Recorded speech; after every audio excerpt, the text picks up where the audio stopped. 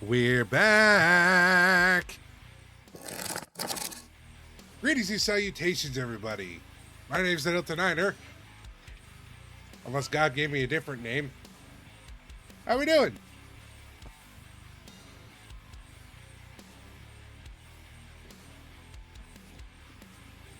Don't mind me, I'm just eating some whales. How you doing, Luxie? I see you in the chat.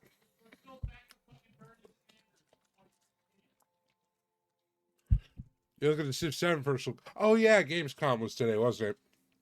Did you say it was? Yeah. These things. They're like goldfish, but better. And a lot cheaper. Like way cheaper.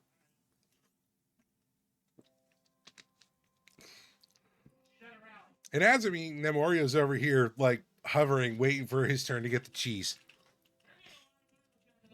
Last time I gave you one, you didn't want it. Get Pat.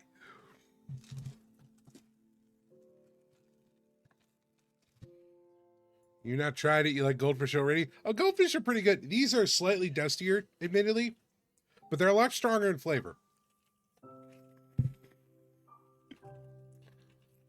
Yes, hello, Oreo. I will put you on camera if you keep sitting there. That's what I thought. Kingdom Come Deliverance 2 tomorrow. Ooh, yeah. There was another trailer for that too, wasn't there?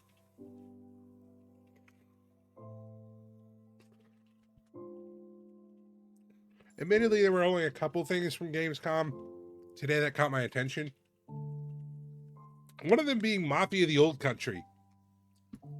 I've only played Mafia 2, but I don't know. But the idea of having a actual Italian Mafia game set in Sicily really appeals to me for some reason.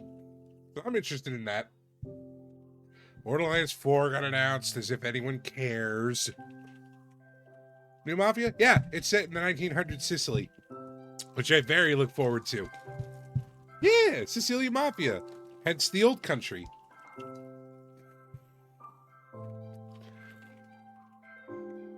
That ought to be a good time. Also, strangely, the Indiana Jones game looks good. Didn't expect it to be first person, but I'm intrigued.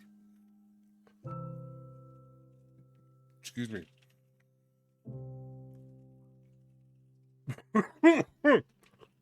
Sorry. Haven't heard? Yeah, the Indiana Jones game is kind of a... How do I put it? There's not been an Indiana Jones game since, like, maybe the early 2000s. This one's called Indiana Jones and the Great Circle. It's supposed to be like a big old adventure, you know? That's fine. We like adventure.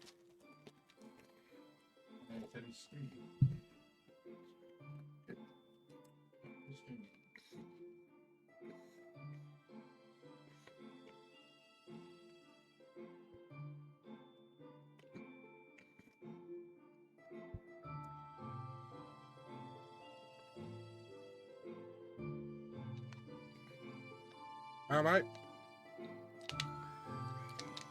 I'm doing a lot better than I was last week. I'm not sick, thankfully. But my throat is still kind of residually sore. So I've been having like some minor coughing fits for the past day and a half. It's not fucking stopping me though. Like, God smite me, that's the only thing that is stopping the stream tonight. And Spectrum being an asshole, but I'm gonna chalk that one up to God too.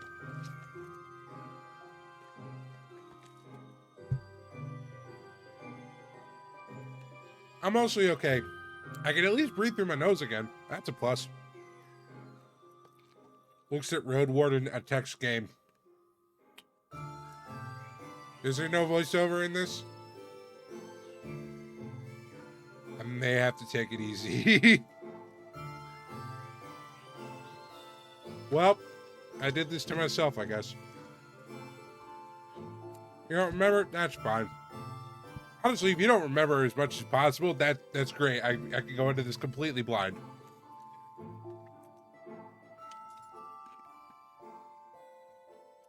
It was a song that you played? Okay. Willing to bet it's probably just text. Yes, hello, Oreo.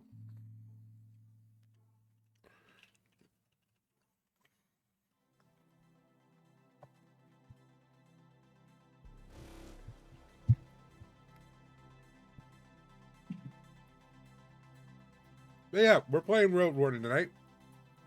In case you missed both the title and Lexi's enthusiasm. Lexi's actually the biggest recommendation I got for this game. I don't exactly know what it's about. That's fine. You remember it vividly, but each playthrough can turn out differently? Okay, that's fair.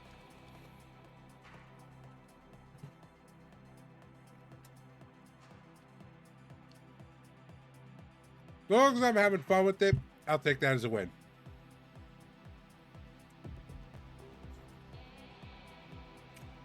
Man, these wheels really dry out the mouth. Ooh. All right.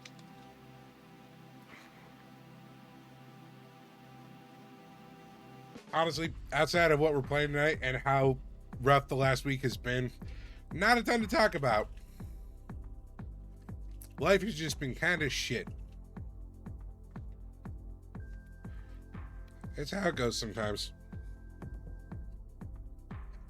At least now we're hitting the fall. Schools are starting to go back to school, so work is getting less and less busy. Thank God. It's not going to clear up, but I've said this before, but it's not going to clear up until Labor Day entirely, which is fine. I expect that. But at least now we're winding down. Because the local schools went back today. The local university goes back next Monday. So it's gonna wind down pretty quick here. Which means we actually get time to do maintenance. Thankfully. God, our stuff is so broken. I'm gonna give you one way to placate you. Here. Liberty. Yes, the government, as the government wants you to call it. All right, we can power boot and stuff.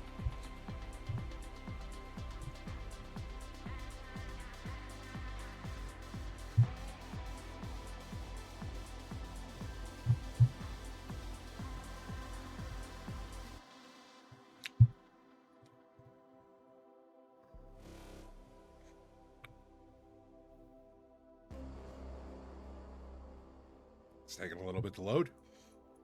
You're on mobile? That's fine. As long as you're here. Moral Anxiety Studio. I like that. All right. Thank you much, Spotify. And over we go.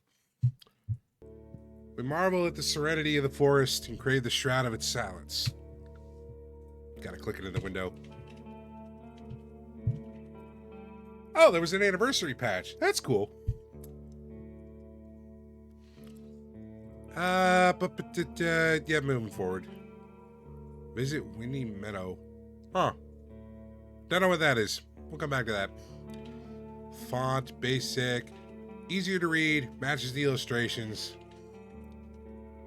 And we'll stick with basic just for readability. Describe attitudes. Oh, interesting. Quotes. Tutorials. Dev support. That's cool. Achievements. Controls.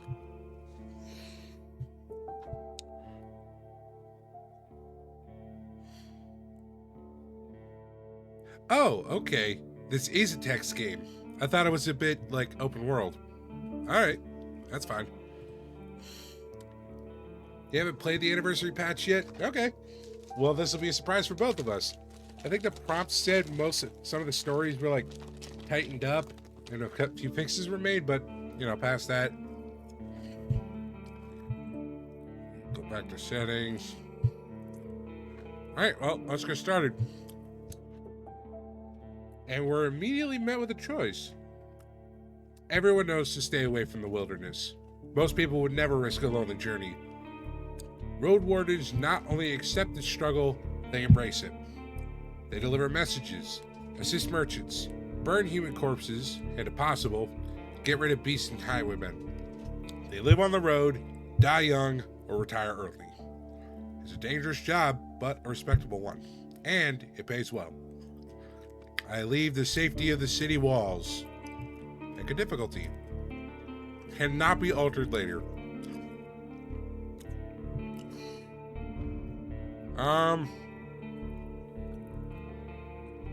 I guess standard.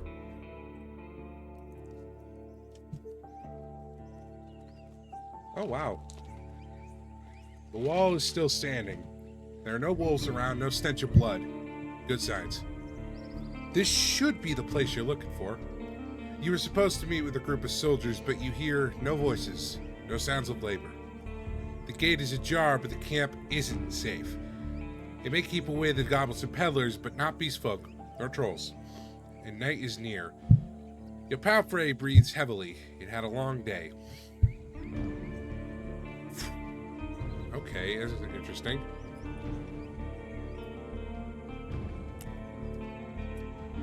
Well,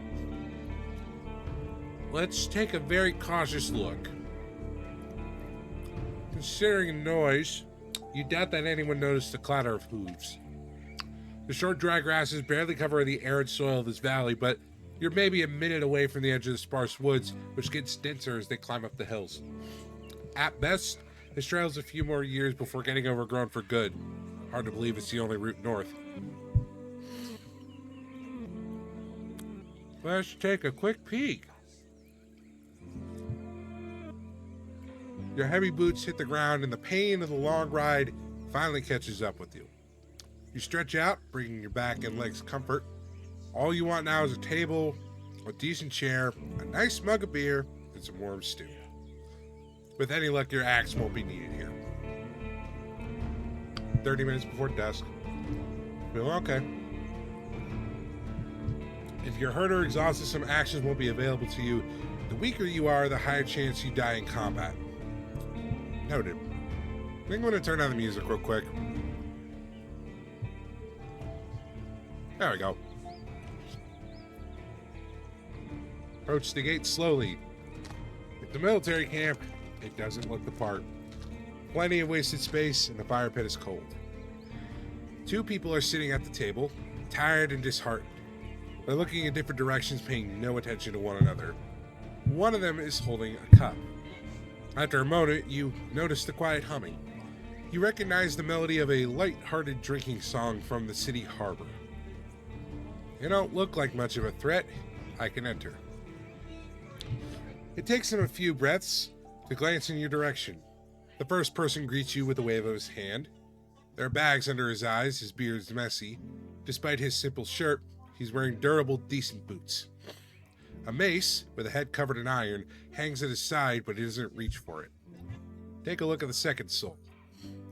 Just like you, she's wearing a gambeson, but here hers is a bit loose, as if she just took it off a corpse. Her head is shaven, as if she's protecting herself from flesh-eating bugs. Her eyes are weary, yet kind. She smiles. Considering the squad was sent here half a year ago, these two surely look the part. Though there should be more of them. 8, you believe. Ask about their lieutenant. You wonder how to phrase your question.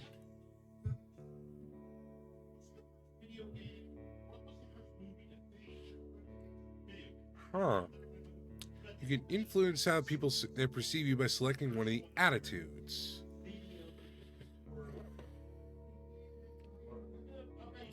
Let's go with friendly.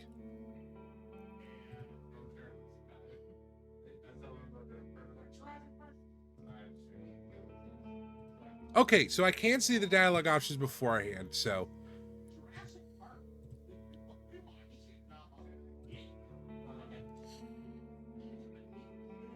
I was hoping to meet with your lieutenant.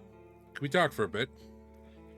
The woman lets out a loud sigh, dusts off her gambeson, and steps towards you. She pays little attention to the sword at her side. We most definitely can, you and I, though holding this rank is still somewhat new to me. Are you a messenger? Did you lose your mount? I bet. She observes you with curiosity. Or are you looking for help? I'm your new Roadwarden. My horse is waiting outside. Really? The soldier in the shirt leans forward. That explains how you got here in one piece all by yourself. Better bring your beast here, adds the lieutenant. We have no hay, but a bed of dreams is dropping its saddle. I'm Tulia, by the way. She reaches out her hand.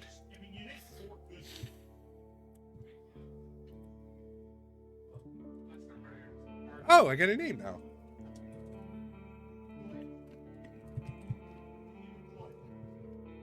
Altus. Her grasp is confident, the shake is slight. Just keep your horse away from the tents. We don't need to smell its dung. There's this one issue. The soldier in the shirt also rises to his feet. We've no tent to spare. You'll have to use a blanket or something.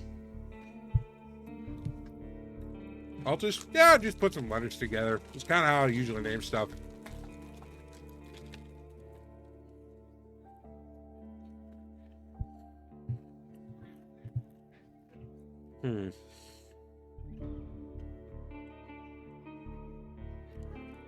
No sheet time. Don't do that to me. I will brain rot.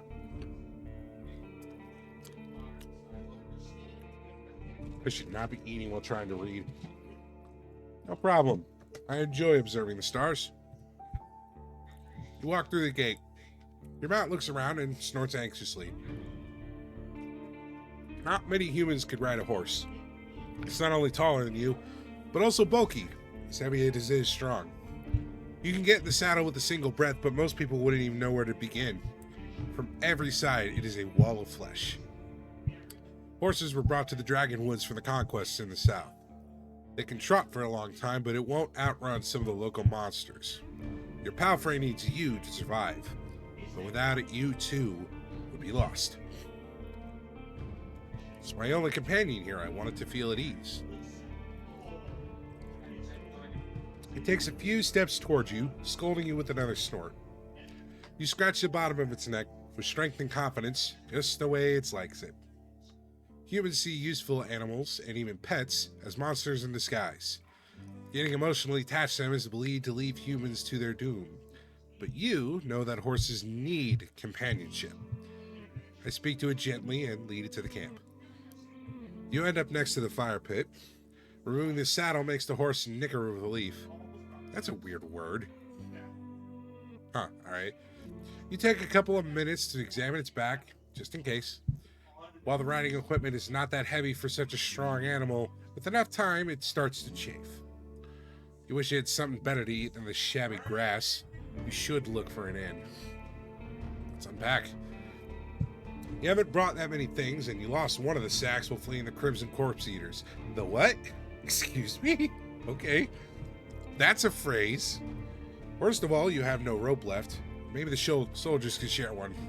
Shouldn't cost more than a dragon bone. That's got to be like equivalent to dollars or something. Aside from the travel set, you own a few valuable possessions essential for your trade.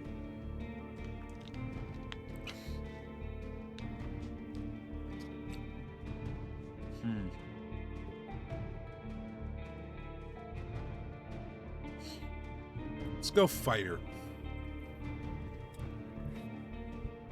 Your inventory. Okay, cool. Unless you're occupied with another task, you can eat food, drink potions, and use items from this menu. Be sure to click on the new item you receive, as some of them can have unusual applications. Okay. Food. Makes sense.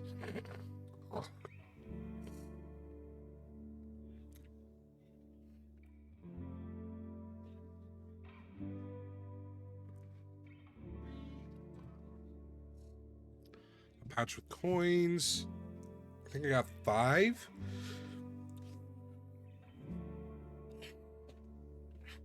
Wow. Damn. Money's worth something, huh? When it comes to trade, there's barely any connection between Hovlavins, marketplaces, and the inns of the countryside. While city officials keep track of the value of different goods and oversee the legitimacy of used coins, the villagers prefer the barter, or exchange their resources for work and other favors. A single coin is worth quite a lot among merchants. It allows you to stay and eat in a shoddy city tavern for about 5 days. For 10 coins, you'd buy a decent bow, for 20, a sword, and for 100, a squad of mercenaries will be willing to face a family of trolls. Damn. This feels like D&D gold. He's a Gambeson.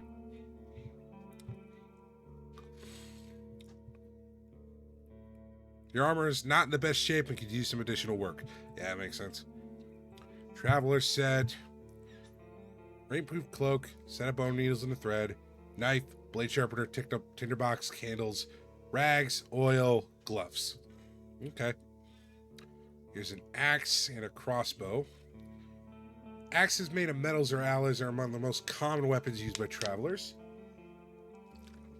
Not as safe as spears, not as fancy as swords, but their powerful strikes can get through animal shells, scales, or thick furs, as well as most armors. They are not great when it comes to parrying, but a single strike may be enough to leave a devastating wound. Still, the vast majority of them are used by lumberjacks, farmers, or carpenters, and pretty much every household in the countryside owns at least one, just in case. Their shapes, sizes, and used materials vary. Heads are made of stone, especially flint, bones, chitin, and massive seashells, while the handles are almost always made of wood, antlers, and leather straps. You spend a lot of time training how to fight, and most warriors, your grip is reliable. If needed, you can throw an axe to hit a target over a dozen feet away. Hey! It's difficult to buy a crossbow outside of a city craft guild. They require complex mechanisms made by combined efforts of specialized artisans, but their expensive parts may keep the weapon drawn for many hours. They are easy to aim and shoot, and their quarrels hit much harder than the regular bow arrows. While loading takes a fair bit of time, in some cases even half a minute, the newer models don't require much effort nor strength thanks to the introduction of advanced witches. Such a weapon can be a powerful tool even in the hands of an untrained monk.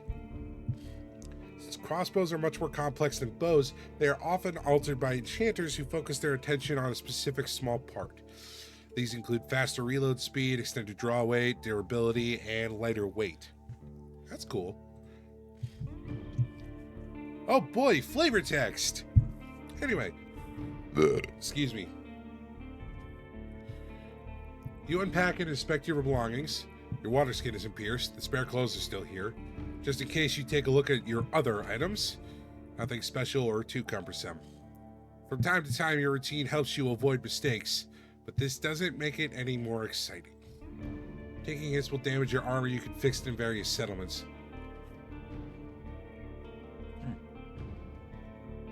15 minutes before dusk.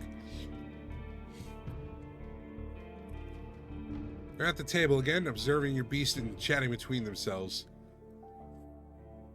Your stomach growls at the sight of them eating out of wooden bowls.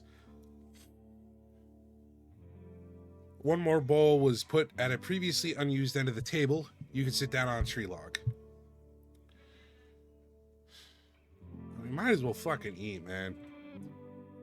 It's cold gruel, the meal eaten in times of hardship. This specific bowl is filled with water, hog millet, some strange-looking cereals, and blueberries. Welcoming you with a meal, even a humble one, is beyond their duty. Soldiers live with and for their companions, constantly on the move from one part of the realm to another, making sacrifices to protect their group as they face dozens of hideous creatures. Their lives are filled with discipline, hardship, and camaraderie. Roadwardens, on the other hand, learn how to work by themselves. They seldom engage in open combat, patrolling the same roads for years. They help the settlement stay in touch, but also maintain commerce, settle down, and forge friendships. When there are no laws to follow, they use their own judgment. Different responsibilities, different lifestyles. Keeping your stomach full will make you stronger. Starvation won't allow you to restore vitality while resting. Okay, cool. Eat quickly, not focusing on the taste, and speak with Tulia. Harsh world? Yeah, this seems kind of brutal out here. She's focused and chooses her words carefully. She looks away only when she gathers her thoughts. I'm afraid I can tell you less than I would like to and less than I should. She nods toward the other soldier. As you can see, there's not a lot of us left. At the beginning of summer, there were 8 of us, including our previous lieutenant. 5 are dead, One has run away in tears. We're also strangers in this land, adds our companion. Any piece of information may help me do my job. The man leans forward, his legs shake nervously. He sounds like a kid asking a bard to sing one more story, tell a joke, or do a magic trick. Whatever it takes to escape from boredom. His untrimmed beard hides a much younger face than you originally thought. What do the officials tell you? I expect not that much. No soul governs these lands. I'm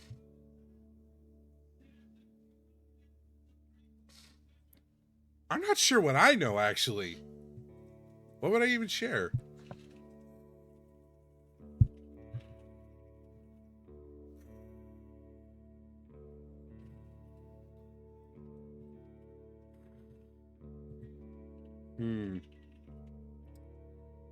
Let's keep it a little, I guess, more professional. What I discussed with the officials should stay between me and them. You think how unprepared you are for this task. Since this area is too far away from Havlovan to keep it under control, you were warned that it's tamed and unknown. Who knows how many villages, bandits, or monsters may be found in these unmapped hills and forests. It's a place of both danger and opportunity. A great realm to spend the rest of summer. Actually, I prefer to keep it that way, says Tulia. Unless you tell us, the smaller chance the commanders will send us here again. There's bitterness in her brief laughter. I'm fine with the soldier's life, you know. I just hope to find an outpost where I won't have to bid farewell to most people I know. Yeah, understandable. The lieutenant drinks from her cup and crosses her legs, ankle on knee. Seeing her chair makes you doubt she'll ever find a comfortable position. Where should we start?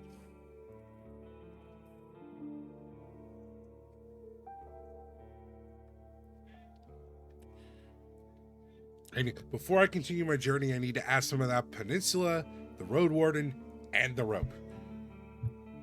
Okay, let's start with the Peninsula. I'll tell you what I know, and you'll be the judge, says the lieutenant. How long did it take you to get here from the city? On a decent palfrey, I guess it would be 3-4 days. When he confirms, she continues. From here, you can reach the coast in about a day, as long as you don't make any stops. Do you know the situation? Why no ships can get here? You nod. The sea route allows Havlovin's officials to keep in touch with the coastal villages, collect taxes, move the soldiers, collect lumber, deliver tools. But maintaining order on a wild coast, such as this one, is like filling the ocean depths with coins. Because of the rocks, you can hardly stop a ship 5 miles from the shore, and the boats can't get much closer. She nods. I don't know much about fishing, but there's not that many people living by the shore, and they don't crave to stay in touch with the city folk. As she pauses, her companion carries on.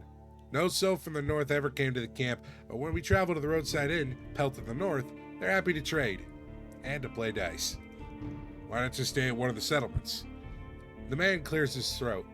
I mean, you know, we're to guard this road. This camp is our post. And, well, he turns towards Tulia. She lowers her voice. Don't take it the wrong way, Altus, but are you a devout soul? Oh, do I have a religion? This will be fun.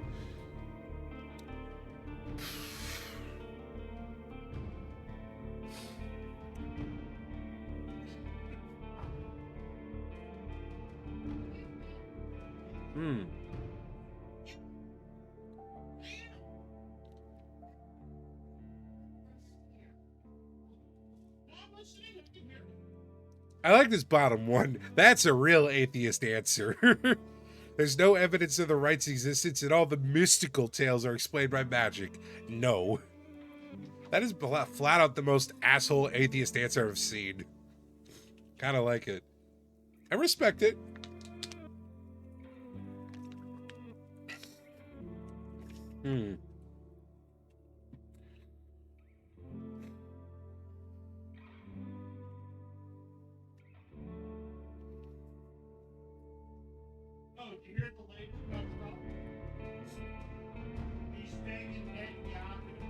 Let's go with this one. For many years, I've supported a monastery that does its best to advance mankind's spiritual growth, artistry, herbalism, and magical research. I follow the teachings of an order of truth. Oh, I see. She hesitantly looks away. I don't know much about that river of faith, but I'm sure we're not that different. I'm a Unite myself, she says with a sort of pride in her voice. So she follows the United Church. Maybe just explain what you were thinking of. The people here are disquieting. Every few words, she taps the table with her finger. Their traditions won't help them negotiate with the officials. Here, she starts to draw lines with her index finger as she points to an invisible map. The peninsula is connected with roads like a big circle. In the northwest, you'll find a weird village at a bog. It's not exactly pagan, I don't think. It even has a priest who claims to be an eremite. You nod. She means a fellowship. They do crazy shit, her companion chips in. They use the dead to cut down trees and dig in soil. Once I saw it, I begged to never return there. Huh. They do the necromancer free labor route. Okay. You've heard tales such as this one since you were a child. If an isolated settlement manages to survive without a city's influence, its customs and traditions grow more and more alien. Every generation learns how to adapt to the dangerous conditions they have to deal with, and the rustic pagan traditions muddy the river of faith. The United Church often warns its members about the crazy druids, necromancers, and blood mages, the bringers of doom, the traitors to humankind. Were you able to speak with these necromancers? You can see why we were not eager to go there if we could avoid it. Maybe they'll be a little more welcoming to a Roadwarden. The roads are dangerous with little to no shelters. People need your help. The man in the shirt turns a bit and points a finger to the northwest. If you're headed to the undead village, you'll get to an inn first, and soon. Tell to the north is a safe place. You can talk with the innkeeper or the guards. Ask them about the road. And how about the east? She stares off across the camp. Hard to tell. We went there only once. There are hills, forests, rivers. We saw a tunnel sculpted in leaves and branches, but we didn't enter it. Wilderness all around. That sounds like druids. Any monster worth mentioning? We saw all sorts of beasts. The man starts to count on his fingers. Goblins, tree ants, cats large and small, runners, howlers, wolves, spike boars, mouflon eaters, griffins. But we managed to stay away. Some can catch up with most mounts, Tulia glances at her companion, though Palfrey should be fine. The trees are so tall that the flying creatures keep to the coast and mountains. There's not that many humans around, and the animals are busy fighting among themselves. They fight more for food than territory. The soldier cracks his knuckles. Don't provoke them and ride fast, just count on luck. Okay, that's all I need to know. I'm afraid we can't do more for you. Okay, what happened to the previous guy? Tulia takes a deep breath. Aren't you a bit late for a rescue mission? We haven't heard from him for almost half a year. The soldiers speak for a bit between themselves, trying to get their story straight. They confirm that he had stopped by their camp a few times, but stopped showing up at all in early summer. The bearded soldier starts to scrap at the table with the tip of his knife without looking at you. I don't remember his voice. Always busy, drowning in things to take care of. He would sit somewhere, sharpen his sword, fix his loud mail, clean clothes, write notes on that wax tablet of his. Yep, and leave it on. Unlike us, Astarion never gets bored. Tulia lets out a joyless chuckle. He's secretive, but some of the locals speak about him warmly. Maybe he just doesn't like us. Sounds like you're not sure if he's dead or not. If anyone knows, they won't tell us. Maybe someone is keeping him in a basement. We haven't seen him or his saurian. Something ate them, I bet. The officials have hired you, right? They don't expect him to return. Richer road wardens often use four-legged meat-eating saurians as their mounts. They have to be tamed and trained since they're hatching, but unlike horses, can easily defend themselves from many monsters. At least your palfrey is fast and reliable, and won't suddenly sink its teeth into an innocent passerby. Do you know what he was looking for? Maybe he left a message. Neither one of us had any insight in his dealings. My predecessor left me no clues. We also took a look at Asterian's stuff. No, wait. She raises her open palm. I almost forgot. She stands up and heads to a nearby tent. He has kids in a village near Hovleman. I was planning to take all his things there. A pouch, a second spear, a decent bow, some potions. Quite a treasure. She glances at you. But I would much prefer them to bring them the truth about their father. So you want me to find out what happened to him in exchange for his stuff? Here's the catch. She dusts off the hilt of her sword. We've hired a messenger to ask the commander for further orders. Since she hasn't returned and you know nothing about her, she either ran away or something happened to her. We are meant to stay here until fall. What do you think? Come see us, tell us what you learned about the man, and we'll get back to Hovleman together? Think about your real mission. You were planning to return to Hovleman in the early fall anyway. If he's alive, I don't think he's going to be happy about me taking away all of his possessions. True, but he's considered dead, and I doubt he'd begrudge you anything. And who knows, you may just find his shell lying on the roadside tomorrow. He wears mail, uses a spear, mostly. Maybe 5 feet tall, but stout. Long red beard, short hair, pale face, rarely smiles. She glances at her companion, but after he adds nothing, she sits down and stretches out her legs. So find out what happened to him. Dead, alive, left? Just let me know. Use your journal to see the list of quests. You need to confirm a note you're editing to save it. Share it across all your saves. Ooh, I get to take notes. Let's take one here.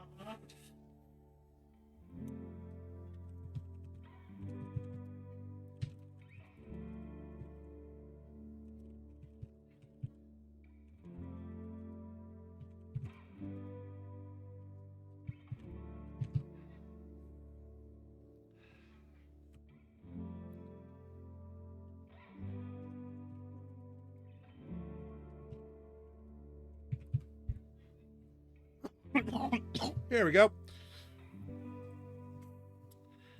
Okay, what next?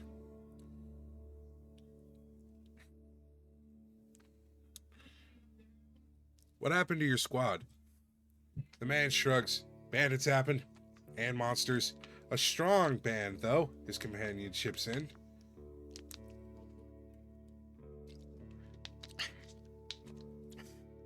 When we got to Peninsula in spring, we saw some people living in this camp. The lieutenant decided to avoid it and look for an inn. We had to travel through the night for a bit. The bearded soldier scoffs and crosses his arms, but she carries on. If he had decided otherwise, we would have all died that day. The innkeeper explained that the camp is a trap, and that the armed ones pretend to be soldiers. Stay there at night, you lose everything you have. Sounds like slave hunters. Tulia sighs. Very much so. They killed some, took others away, who knows where. They were letting the northerners go, hoping to avoid their wrath. It kind of worked. We asked them for help, but they refused. We had to clear the entire camp on our own, and that's why 3 of our people died. Don't exaggerate. It's not like the lieutenant didn't make a mistake. He wanted to get rid of them and take over the camp, but we didn't know our enemy well enough. We were outnumbered, and they had an ice mage among them.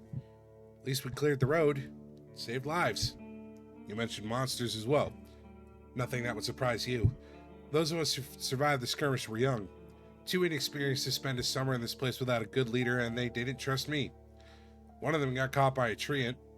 Another one ignored my orders to perform some sort of a ritual hunt, so a werebear tore her to pieces. The last one tried to act tough. Didn't tell us he had cut his hand while cleaning his gambeson. We had to cut it off, and he was so ashamed that he decided to walk north, find a new life, and disappear. Idiot. What a colorful journey. The man tries to drink from his mug, but it's empty. Well, you've done the best you can so far. Thank you for that. Barely. Tulia seems tired. Who knows if this is worth the lives and effort. So she's kind of the last one left that's able to take leadership, so that explains that. What were they doing, though? The lieutenant looks into your eyes. You know, usual. Making the road safe. Keeping people alive. I explained that it may be important for me to know what they have tried to accomplish. I can't really tell you. You sense no hesitation. Do you have any other questions? Anything I should know about this? The story is brief. Some merchants built the camp to have an extra stop for mules and donkeys just between the inner and southern villages.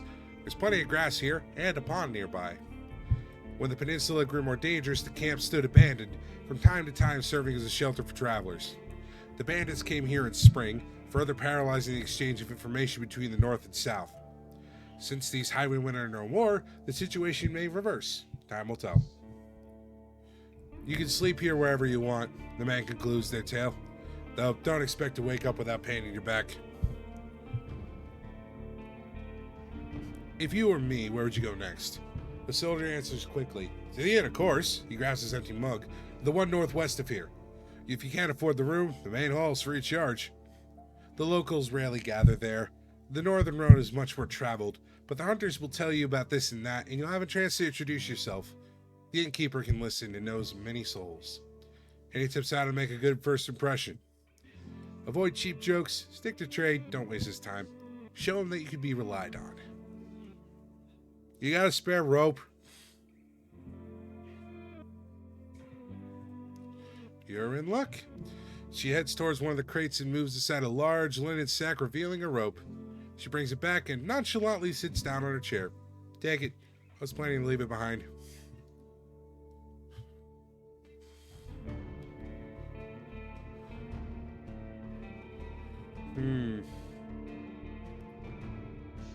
I mean, it's costing me nothing, so...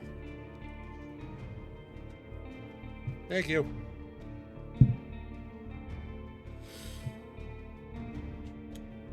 Oh. Huh, okay. That's new. The winged hourglass was adapted by the largest religions of the 10 cities. The United Church, the Orders of Truth, and a majority of fellowships. It's used in temples and funeral rites, but also to decorate expensive codices or pieces of clothing. Not every soul who wears such a trinket in visible places is a devoted believer, but it can be seen as a sign of solidarity with the more conservative section of the city culture. Emblems like this one are meant to portray the ephemerality of life and the rigidity of time. The traditional pendants are made of steel, signifying the strength of humankind's determination and innovation. Rights tablets highlight the important role of iron when it came to fighting monsters and expanding the lands of the tribes. Other materials, such as bone, gold, or even wood, are also used. The various communities interpret such alterations in their own ways. The pendants made of steel are not so contentious. This is some interesting world building. I'm told so little and I'm fascinated. Well, I think that's good enough for now. Are you sure? We may not be around the next time you come here. We should probably prepare for the night. It's dark now. I agree, Tulia sighs with relief. And you may do better than Asterion did. Stay vigilant. In the archive to reread the most recent text. Oh, it's a log. Cool.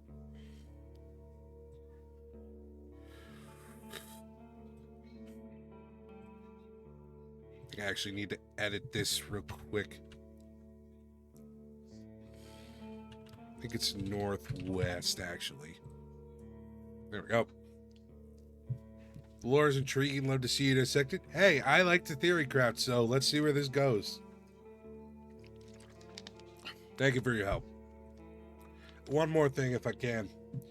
The bearded man approaches you. Can you take the first watch? Splitting time between 3 people makes a great difference. You think for a moment. To fully rest, you'd need a good sleep. You know what? Sure, why not? Fabulous. He pats your shoulder. Should be calm, at least before midnight. Wake me up in a few hours or even earlier, if anything happens. Nod. You go to the barrel and splash water on your face, which makes you even more aware of how much you need a bath.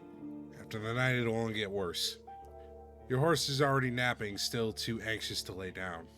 Stay tidy to have a better chance to influence others. Okay. Prepare for watch. The soldier in the shirt is eager to guide you. Just observe the area. There's plenty of griffins around, though they won't try to jump over the palisade. Probably. Better watch out for the apes. They climb up and carry out any food they can find. And there's this one really loud were-elk that keeps smelling the wall, though it's never tried to get in. He points at a gate.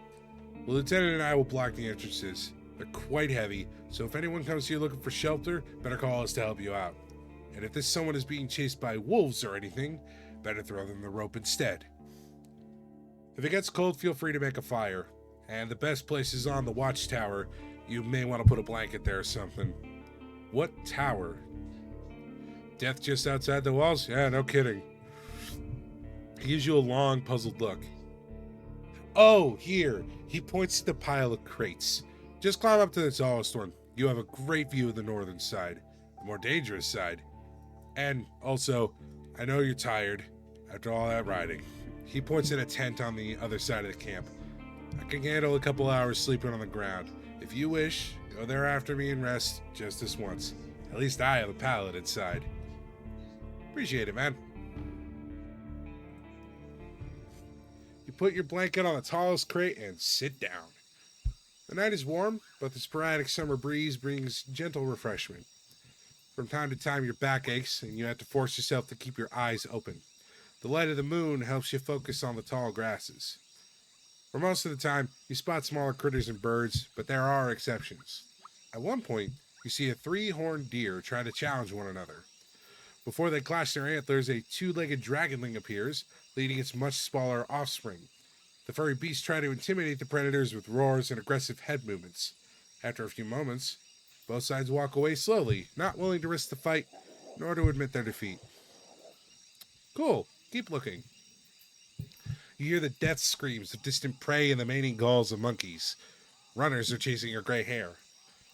A group of musk oxen lazily chew the grass, preparing themselves to sleep. A dusk fox is running together with the lynx, making playful screeches. Thankfully, never have to intervene. You just sit there, watching the not-so-distant forest, trying to outlast your sleepiness. You can only guess how much time has passed. Once you feel you've had enough, you climb down and go to a tent, waking up the bearded man with just a couple words. You confirm that nothing important has happened. Lynx mentioned, "Yay! Point for you, Lexi." I gather my things and squeeze into the tent, using my bag as a pillow, blanket on the pallet, and cover myself with the cloak. Sleeping in a tent is not the stuff of dreams, but it's a much welcomed rest. The pallet keeps the cold soil away. The moonlight saves the outside world from the eerie gloom. You listen to your own breath and find a comfortable position. Your job starts tomorrow. The Merchant Guild. Your real goal? The Merchant Guild wants to take control of this realm. Your wardening duties are secondary. First and foremost, you need to explore the peninsula. Learn about the territory, resources, and threats. Get to know the locals. If you can, convince them to consider negotiations with Hovlovan officials and traders. Could the tribes resist the soldiers, or be a threat to the priests of the United Church? Are there any forbidden practices that need to be eradicated, such as blood magic, necromancy, robbery, or slavery? At least I have time. 40 days to be exact. I need to be as thorough as I can. Once you finish your reconnaissance, you should speak with Tulia and return to Hovlovan. There, you'll report back to your employers and get your reward. In the meantime, you have your own goal to pursue.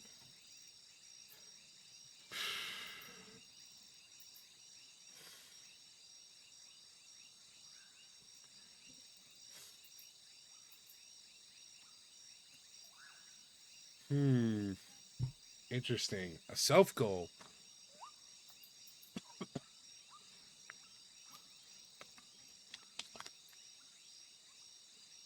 Just wanting to help people is fine, but kind of boring. I don't think there's any room to be a hero here. I like the Merchant Guild option, though. We'll go with that.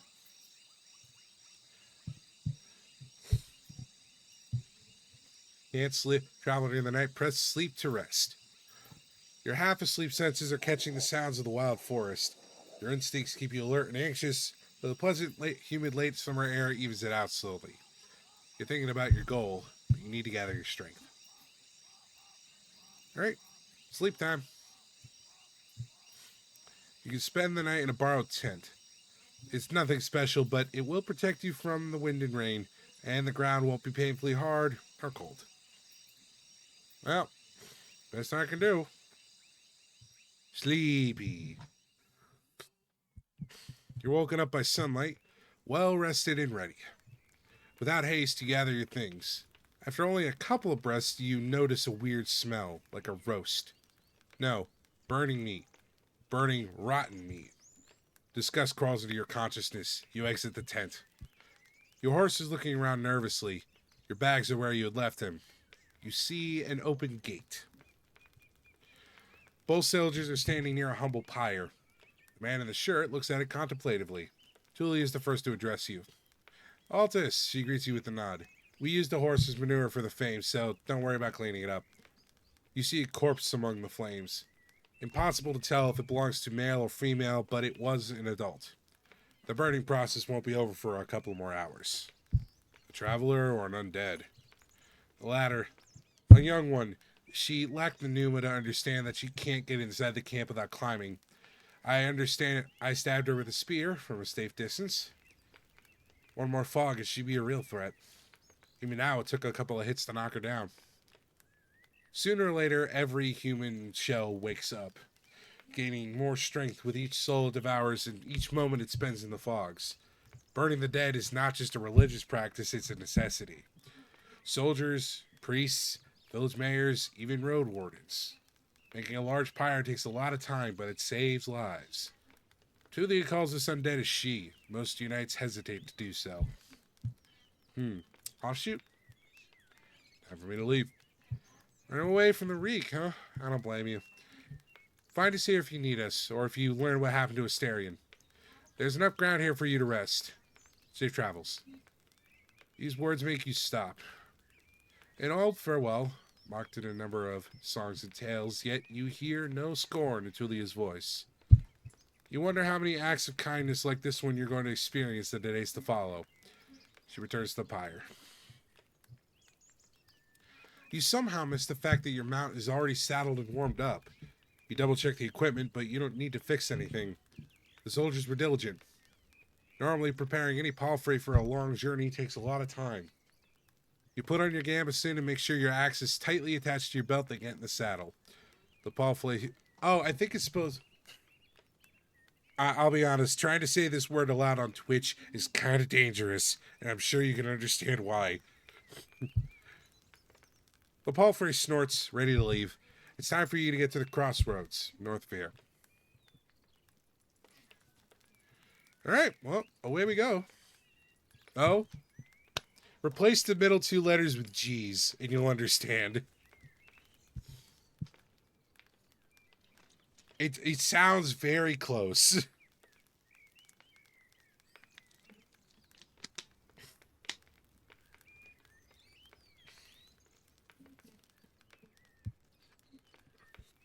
Travel forward to continue your journey. All right. In palfrey? No, in the word that was next to it. If you don't get it, you don't get it. That's fine. I'll just move on.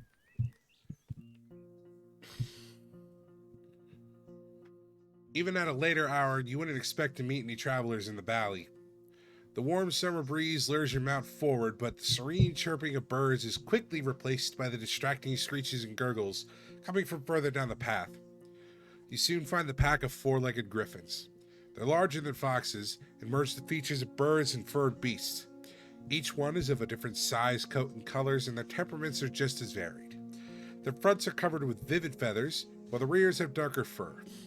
The wings are massive, making them impressive jumpers, but they're too heavy to fly. About 24 beasts are yelling, brawling, and chasing each other around, blocking your path. Alright. You can't enter the forest blindly. These or other creatures were to chase after you, then think it would be disastrous for your horse. There are reasons why travelers stay as close to the main roads as possible, and why adventurers move in groups. Usually, the safest approach would be to stay where you are and just wait for the pack to get hungry. It may, however, take up to a couple of hours. You're thinking about your conversation with Tulia. You've got a lot to do, and time may be of the essence. Dice icon marks the actions that involve random chance. If you have any vitality points, you can use the warrior's training to access unique interactions.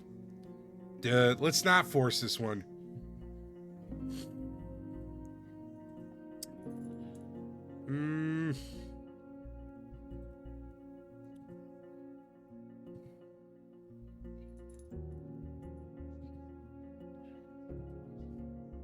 Let's not die.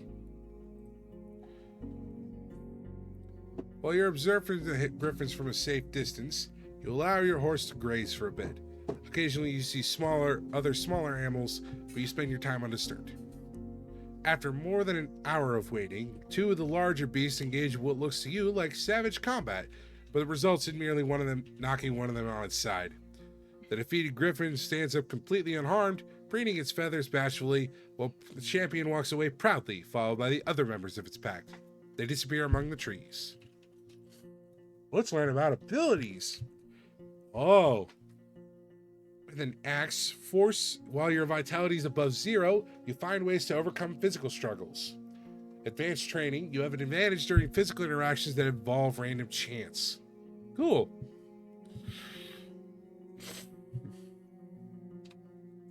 Combat experience, none. Spared animals, hardly any.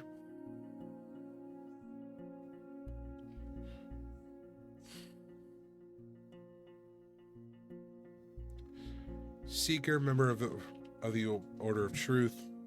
You follow the River of Truth. Okay. Faith, undetermined. Okay. Lies, none. Oh, okay. Interesting. Hey, Cozy, welcome to the show. There's a lot of reading in this game. Suing experience, none. Gambling experience, none. All right, moving on.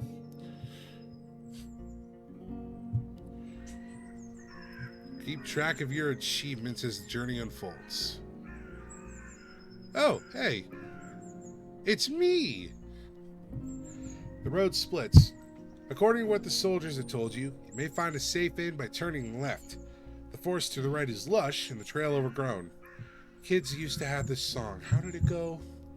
The harshest pathway leads to the dragon's lair. Those who search for treasure, do you truly dare? The signpost in front of you doesn't make your situation much clearer. It was put here by someone who can't write for folks who can't read. Covered in bold red paint, it points east. Blood there, as people say. Danger to be found. Not a soul in sight. There's not a soul in sight to ask for guidance. Hey, look at my horse. What's its name? Soda Pop.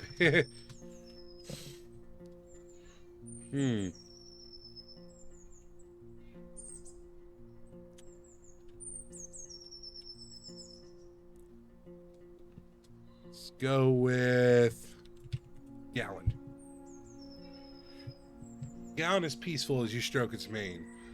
Maybe it can't help you choose a path, but you've spent many years together. Happy to go on? It takes a couple of steps forward. You spot a few berry shrubs and wild cabbages, but they still need at least 2 weeks to gain maturity. Time to make a turn.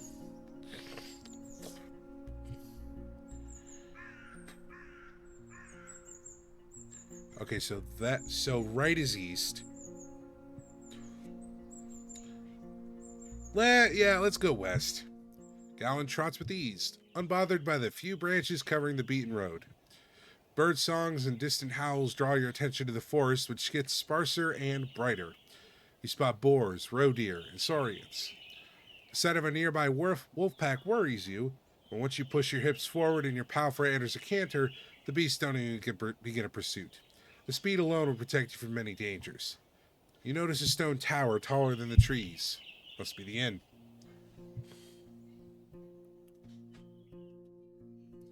Inns like this one fit the regions traveled by merchants, but you wouldn't expect a place of this size in the Forsaken Peninsula. The stone and lumber must have been transported from far away, and the workers, guarded by expensive mercenaries, surely lived for many seasons in a primitive hamlet, subsisting on salted supplies. There are seemingly no cracks in the wall, and the building was whitewashed only a few years back. The road is wide and beaten. Dozens of souls could hide if not in the buildings, then at least in the yard. The expenses and labor put into this fortress were worth many trading ships. 3 armed people are on the ramparts, though you only see what's above their waistline. They're leaning on the parapet, right next to the gate, and you think you notice a glimpse of a smile. They wear gambesons, each one dyed differently, yellow, green, and linen gray. Gal's a cool name? Cool, yeah, me too. I think so. I came up with that after all. A woman in yellow armor leads forward. She's long, curly, disorderly red hair, pointing in every possible direction. This combination of colors doesn't work at all. In the woods, one would have to shout to draw this much attention. There's still a fair distance between you, but she speaks loud. I haven't seen a horse for years now. I just said that's weird to see such a large jackass, huh? Her voice is young and strong with an accent that reminds you of the villages spread around Hovelvin. But no jackass will wear a saddle, I say. She exchanges a few words with a male guard wearing green, giving you time to move closer. Well, this one here says there really are donkey saddles. Say, traveler, how hard is it to ride a horse?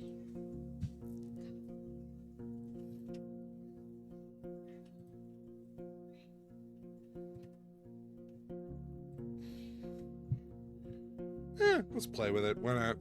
You wouldn't believe it. The lessons were a pain.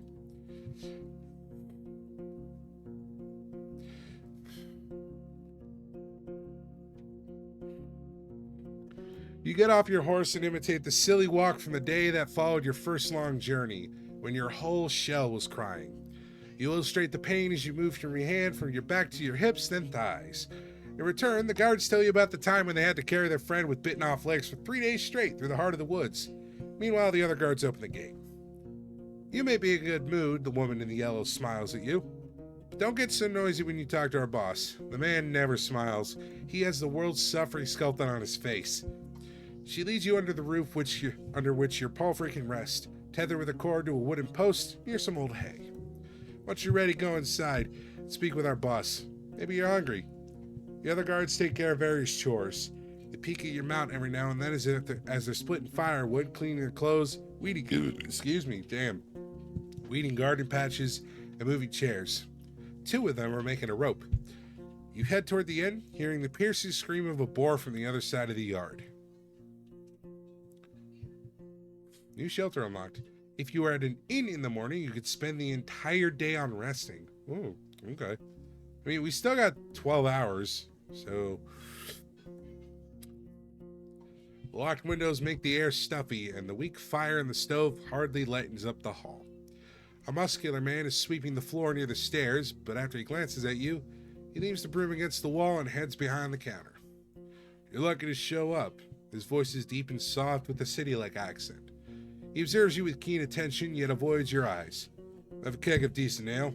Wormwood, bog myrtle, juniper berries, cat's foot. He fills the mug carefully and puts it on the counter. Going to spoil soon. Hey, maybe. We don't drink here before the even. I hate to see the good stuff going to waste. His skin is dark, almost purple, rare even among the southern tribes, and his hair is naturally bluish. His clothes are quite fancy for manual labor. The elegant tunic wouldn't stand out in the city square. The planks let out a creak after every step you make, so you slow down a bit. You swear the innkeeper made little to no noise. There you go. But just so you know, my pelt in the north doesn't belong to Hovelvin.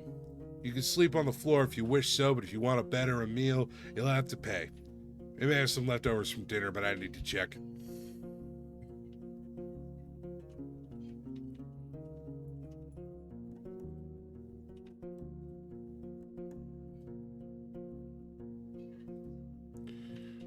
I won't stay here for long. He nods and fills another mug, this time with water. Guess there's no point in waiting for a Starion then. I'm glad to see someone taking his place. Even my crew here hits the road only if they need to see the healers of Howler's Dell, and they're more than resourceful. Roadwarden is always going to find work here in the north. Oh, maybe not on the eastern road. I'm going to note that down.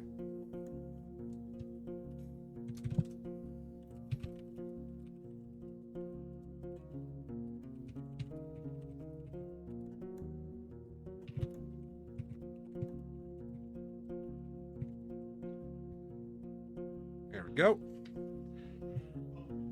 Thought that said Asterion. And it's close, admittedly. Hi, Prissy. Good to see you. How you doing? He takes a mouthful of water and drinks it with a pleased sigh. There's no guest here at the moment, or hardly ever. I can take a short break. For a moment, he meets your eyes.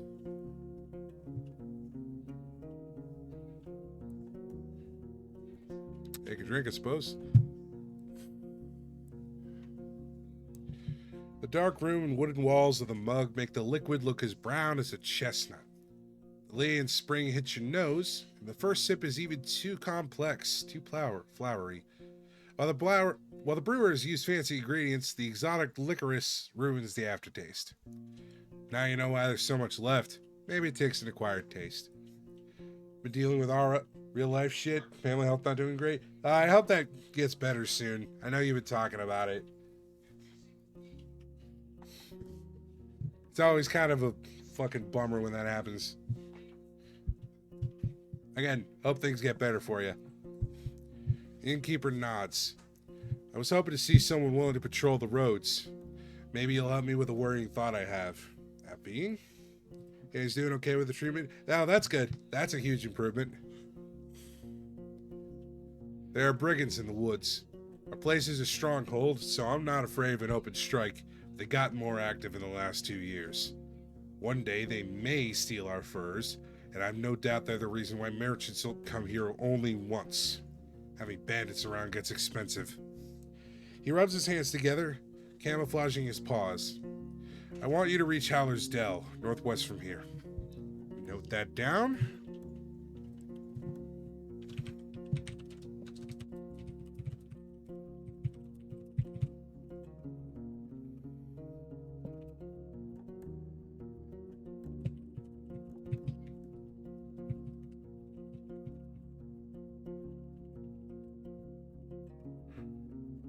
Any kiddo's almost yours and your hubby's legally. Hey, that's something. Congratulations. It's the largest settlement around. I'm sure you'll get there sooner or later. Ask Thias, the mayor, about Glossia, that bloodthirsty wolf of a woman.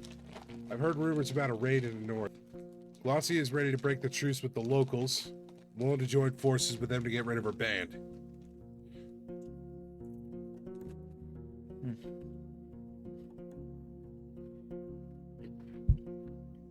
Only took 3 years? Damn, that's a wait. He looks at a nearby dragon bone. Not too difficult, right? Just do it when you have a chance. A couple days won't make much of a difference. I'll pay you 2 coins when you get back with news. Fine?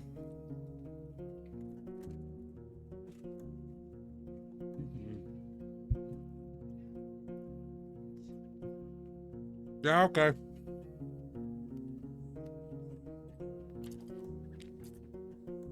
Right. What else do you need?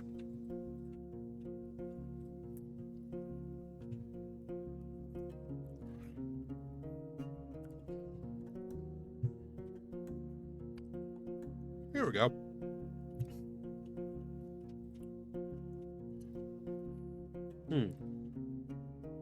All right.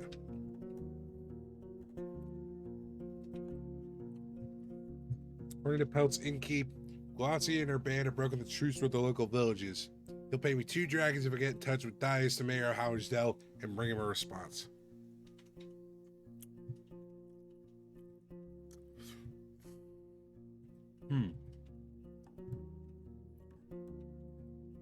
All right.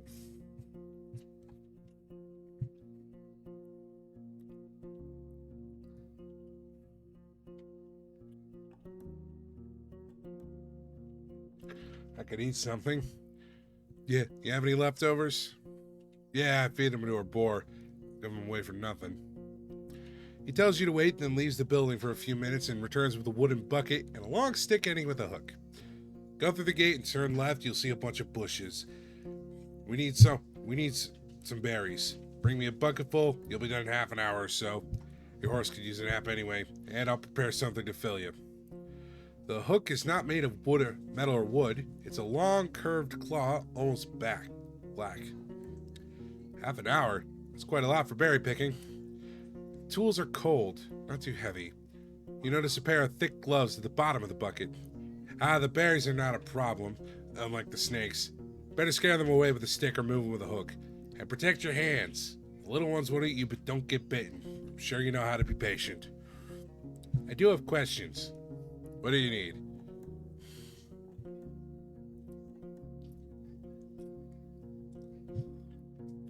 I am looking for Asterion. Do you know anything about him? Are you now? He goes to the table and invites you to sit down with him. I don't think I'm going to be of much help. He rests his elbow on the tabletop and grunts quietly to clear his throat. But I do want you to find him, so... When asked about his intentions, he measures his words. Asterion and I made a risky deal. Well, a very promising one. Last time he was here, he took 50 coins. My half of the investment. He knocks on the table with a fist anxiously. If you get my coin, or at least find out what happened to the guy, I'll make sure you won't be disappointed after bringing me news. Could it be he stole the coins and ran away? He looks at a window and starts to play with a shutter. I just think Asterion ain't the kind of soul to do such a thing.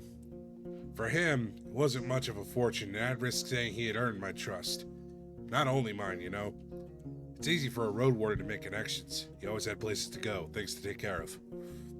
He rubs the table with his thumb, as if trying to clean an invisible stain. I've asked travelers.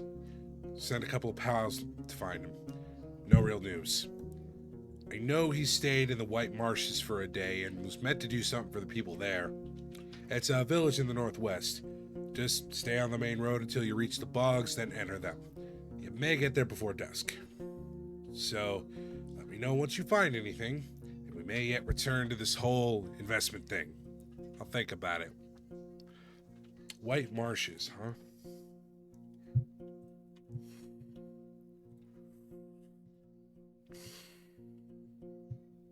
Okay, well that's something.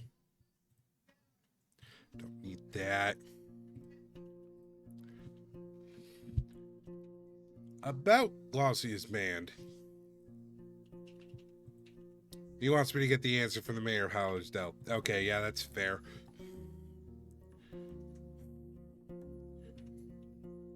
What can you tell me about... You got anything for sale? I can go pick up a few things for you. Some food for your travels to start with. Apples, nuts, sausage. Not too many at once. We need to maintain our supplies. I've got an elk fur I don't need. Its buyer was caught by a pack of red wolves. Nice for a sleepy spot, just as nice for a wall. An almost untouched bowl of soap. Priceless for a traveler. You can't tell if he's being sarcastic. Made of fine oak ash. Strong, though you should have some better supplies before you start your own bathhouse. After you mention you'd like something more useful on these roads, he looks down. I don't have any blades or armor to spare, but if you pay well, you can take one of our crossbows and a bunch of quarrels. A yew-bow, wool cords, and the trigger just needs a little bit of oil. It's as good as you can get without soaking into magic. Takes a bit of muscle to draw, but even a 16-year-old could handle it. I won't sell it cheap, but I'm ready to give it discount to a helpful ally. Well, let me take a look. Oof, 17.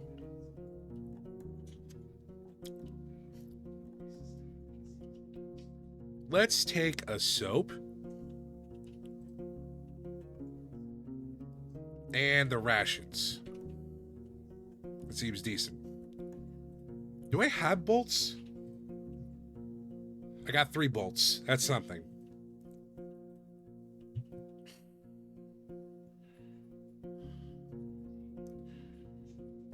Anything to share on the peninsula?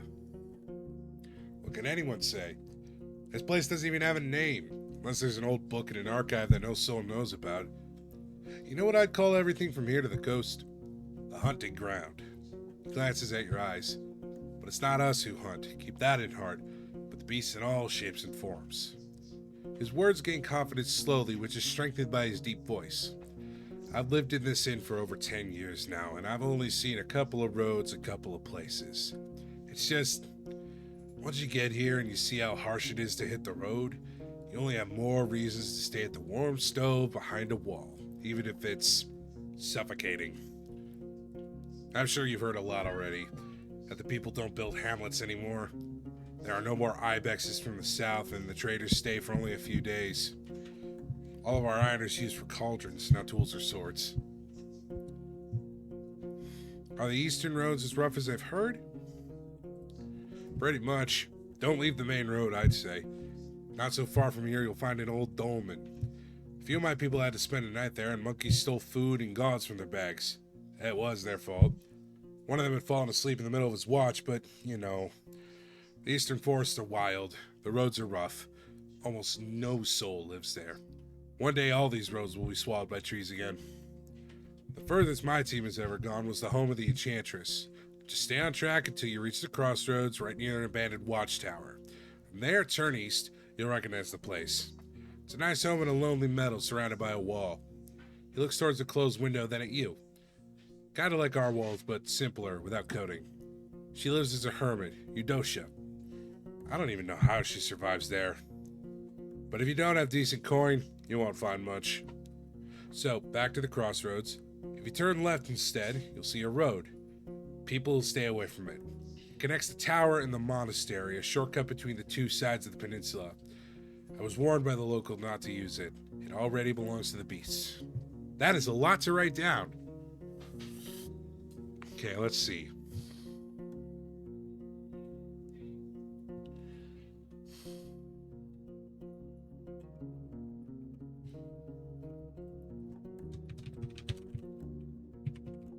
Road near.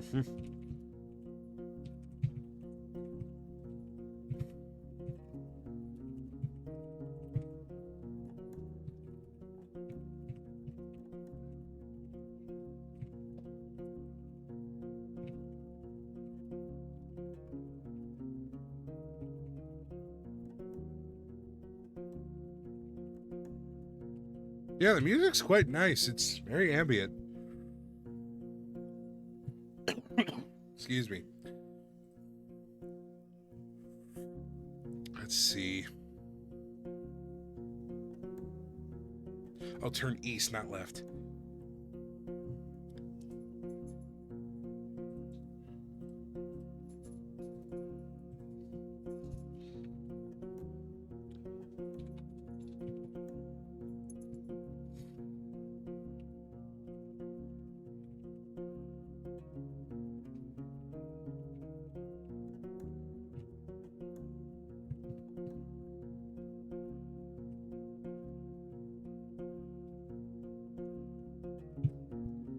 That should be a good enough note.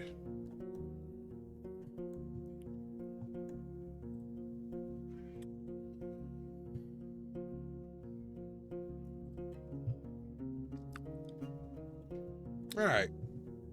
What can I find traveling west? Well, there are hills nearby, and you'll find a village, maybe an hour away from here. It was destroyed by beasts almost a decade ago, nothing to see there. The goblins live there now, so most people just travel around it. And they say it's haunted, but who knows? Who cares?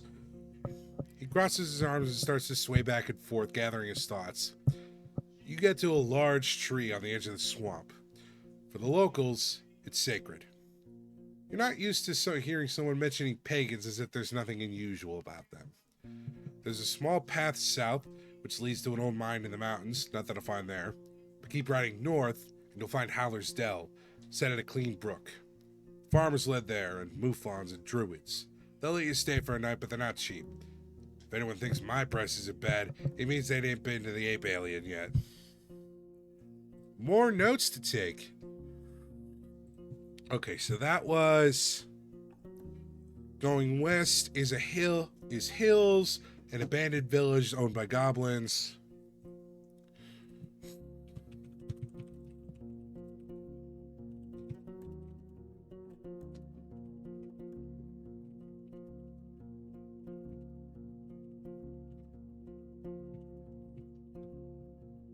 Best avoided.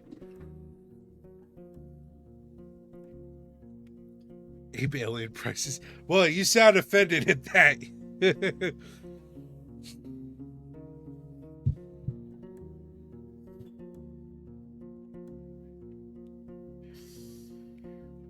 Uh...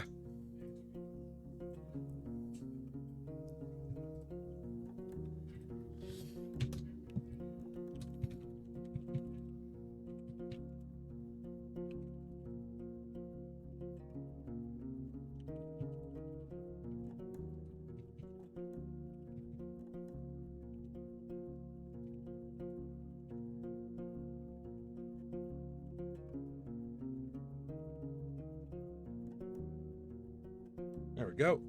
Just experience it for yourself. I'm a little scared too.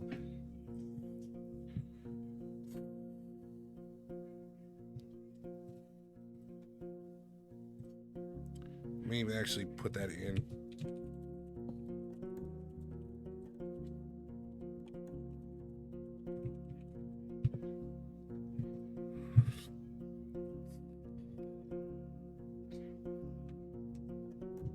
Okay, that should do.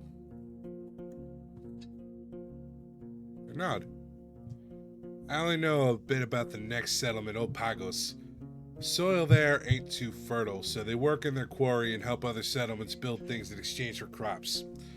The forests and hills ain't too harsh, but the Seekers have a small monastery nearby in the mountains. I don't care much about them. They keep to themselves and don't pay well. The third village is unknown to me. White Marsh is set at the bogs. I've heard it smells like a griffin's lair. I've heard a lot of rumors about the place, but I won't share them. I don't want to be a lie spreader. So, 3 villages really. Howlers, the one near the monastery, whatever it's called, and Marshes. Don't let the beds and palisades fool you, though. Weird people live there. Don't tell them more than you need to. Wonder if it's something he would tell other travelers as well.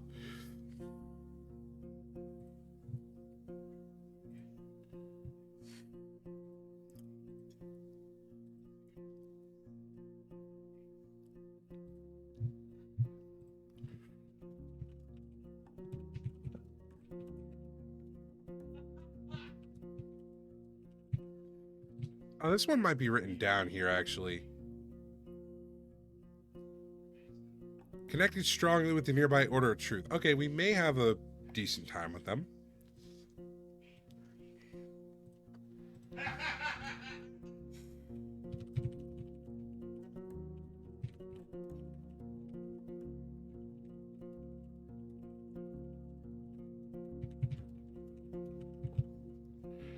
Okay.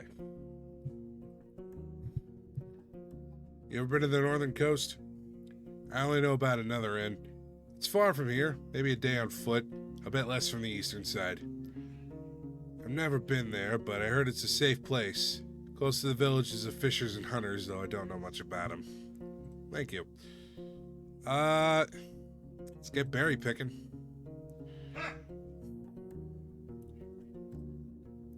The innkeeper knew what he was talking about. He put on the gloves and looked through bushes from a safe distance. It doesn't take long before you notice the first serpent lying on a rock somewhere in the thicket. The creatures are not that large, and even if something that hits at you are slithered closer, the jabs of the hook keep them at a distance. You don't know much about these berries. They are round and reddish. You wouldn't trust such a color even if you were looking for food in the wilderness. The plants don't have thorns, but the leaves are harsh, so you make sure to thoroughly cover your skin with your clothes. You have to look through many bushes to fill the bucket, but the presence of insects and snakes doesn't allow you to relax. Alright. You return to the courtyard. 2 of the guards are participating in a friendly skirmish. The wrestling is accompanied by a crowd. Oh, you again. Need anything? There you go. Great. Got cabbage stew with a few goose chunks for you. I'd serve it even to merchants if there were any around. The meal's warm and filling. It's well seasoned and not overcooked. And like I said, I rarely have food to spare, but feel free to ask if you ever stop by. You may be lucky. I've been cooking my whole life. Thank you.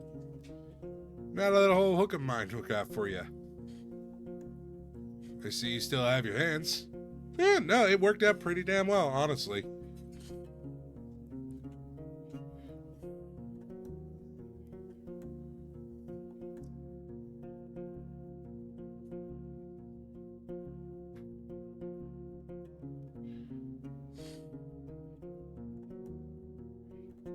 That's all I need. Thanks. the armor. You walk past the well and find a small, open shed, not unlike the stable, but with a humble set of tables, carving tools, hammers, sharpening stones, pincers, knives, and other tools. As long as something can be solved by brute force, this place will find a way to do so. There are 2 people sitting on a long bench. The first one is a male with maybe inch-long hair, a cleanly shaven face, a thin, long yellow tunic, bare legs, and sandals. He ignores your presence, assuming a gambeson with great concentration. The second person is a boy, maybe 15, who's wearing the crude outfit of a farmer. He glances at you, but soon returns to sharpening a long dagger. Kinda don't want to screw up his concentration. But, hi. The man raises his head, but this boy who speaks focused on his task. He ain't talking. Tell him what it is that you need. The man smiles in confirmation, looks at the piece of his garment in his hand, then looks around, shrugs, and returns to you with a raised eyebrow.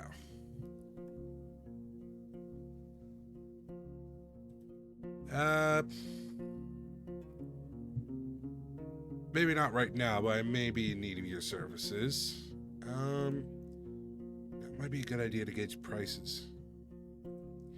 He nods, points at the laces in front of your jacket, raises his clenched fingers to his shoulders, then gently spreads and lowers them as if he's taken off a robe. You follow his command and allow him to properly inspect your gambeson. After a few minutes, he gives it back, then reaches for a pouch. He pulls out one dragon bone, shrugs, then another one, and waves both of them in the air, pursing his lips. He makes a few speech-like noises with his empty mouth, groaning what sounds like, I don't know. Consider the offer. I mean, I haven't damaged it yet, so...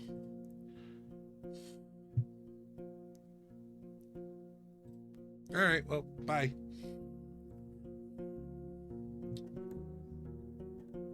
Let's go to the well. The recently renovated wooden roof covers the well from rain and birds. One of the guards is enjoying the cold drink he drew with a bucket and tells you to use only as much water as is necessary. The oak ash soap you own can help you get cleaner. You need 3 pieces of bathing equipment to get more out of this place. Fucking wash up, might as well. Splashing yourself with cold water from a bucket won't take away your smell, but it's enough to remove the tallow and sweat from your skin, or mud stains from your clothes. We are clean-ish.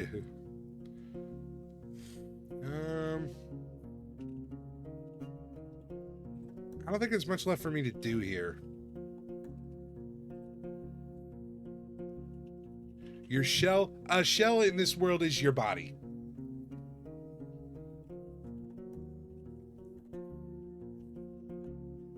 It's just what they call it. Yeah, it's just what they call it. I don't think there's much left here for me to do. So let's move on. Keep going west. The road uphill meanders, slowing you down and forcing you to pay close attention not only to the shadows of the trees, but also to the tight rocky passages. You can't help but notice a few caves and fine ambush spots. Keep eyes out for any signs of life.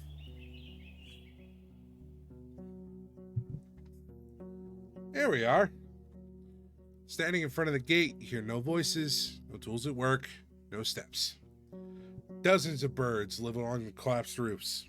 Their fluttering, singing, and squawking is free of worries.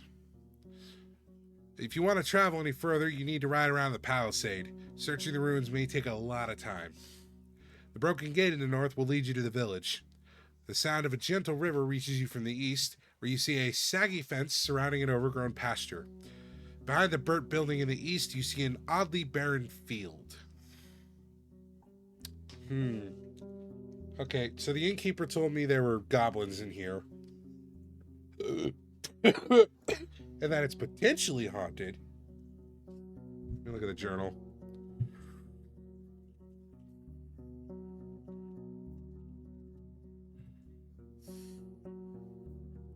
Let's see. Oh, yeah, wow, that is a huge glossary.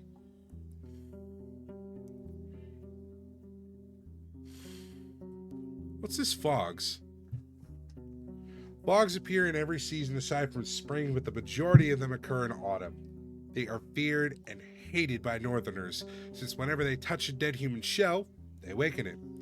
It's unknown why this happens or why it doesn't affect animal carcasses, but the common understanding is that the fog itself contains dense pneuma, which then spontaneously fills an empty human shell, replacing one's soul. Humans can replicate this effect thanks to the forbidden art of necromancy. Fogs also increase this potential as spellcasters. The fog is power, the tablets say, and while most people stay inside their homes while it's around, it makes casting spells easier by supplying wizards with pneuma. I'm assuming pneuma is like a life force thing. During foggy days, magical potions are easier to brew, golems act faster, and blood magic becomes less demanding. Interesting. God, there's so much here we could read. I'm not going to do that, though. That's way too much. Oh, I got a quick save button. That's handy.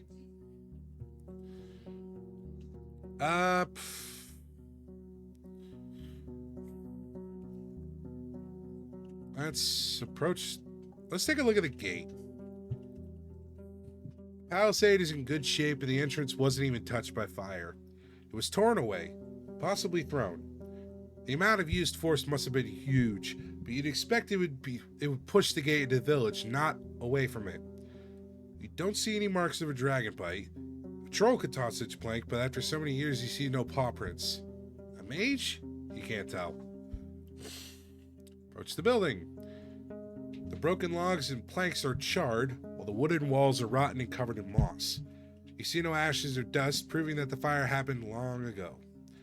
The smell is awful, and there are no reasons to stay for long. You see no furniture, just some broken shelves. It was just a storage room. The valuable odds and ends were already taken by scavengers. Onward. Bump the lamp. Where do you want to go?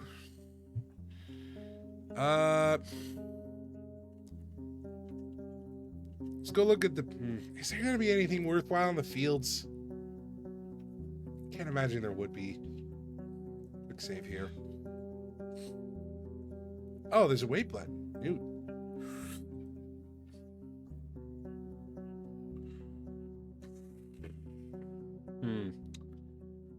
Let's take a look at the pasture. You don't find a single side of the livestock that lived here in the past.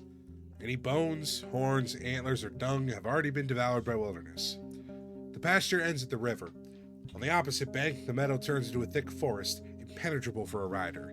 What are the chances that a herd of defenseless animals could get there and survive? The breach in the southern fence wasn't made by some brute force. You find axe cuts in spots that were ultimately broken away. After all these years, there are no tracks that you can follow. But the fields... You're surrounded by what looks like a field plowed in late autumn, disturbed by hundreds of rains and snowfalls. There's a few clumps of grass and wheat, but a place like this one, abandoned for years, should have already turned itself into green lay. A barren field. Maybe it was overused, but you would still expect weeds to sprout. A curse? The path leading west from here ends on the edge of the field, shifting into a meadow, then a forest. In the north, you see a path going around the palisade. You don't have a way to investigate. Feel a slight aching in your stomach. That's weird. Why?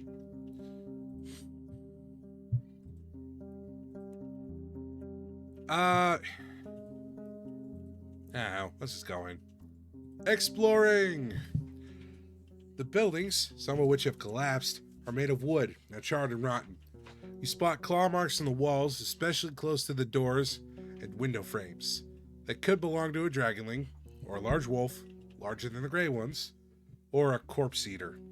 Too many options to make a guess. Yet no beast remains in sight. You find the remains of clothes, furniture, odds and ends. Only one object seems to be of use. A basket-like fish trap made of vines and willow branches. If a large fish swims into it, it won't be able to get out on its own. It's quite large, but I can fit it on my saddle. Your stomach makes you let out a painful groan. Are we okay?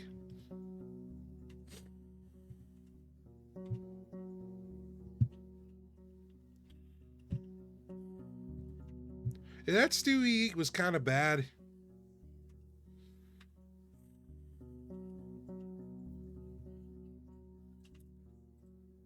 Hmm.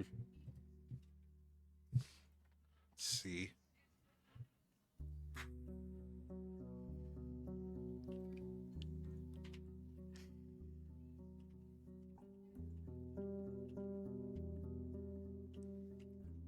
Let's go to the main square. In every village, the main square is the fanciest area, meant to charm the travelers. Yet this is way more than you expected. The houses are as big as in Hovlevan, and the paved ground took a lot of work and materials. The walls, now charred and riddled with holes, are made of an expensive coated wattle. The tiles for the roofs also had to be brought in here from a different settlement. I'm good. You peek inside the three smaller buildings, rotting remains of their former splendor. The birds living in dozens of nests respond to your arrival with quite a commotion. You don't find even a single dragon bone, nor a tool or piece of furniture left unbroken or unwrought. You're surrounded by bad smells, dirt, animal droppings, and garbage. The well also stinks. Yeah, it has no bucket, but you'd be afraid to use it anyway. Who knows how many birds have relieved themselves inside, or how many old rats have found their death while climbing up the walls. Suddenly, you hear some sounds coming from the largest building. You stop and touch your aching stomach.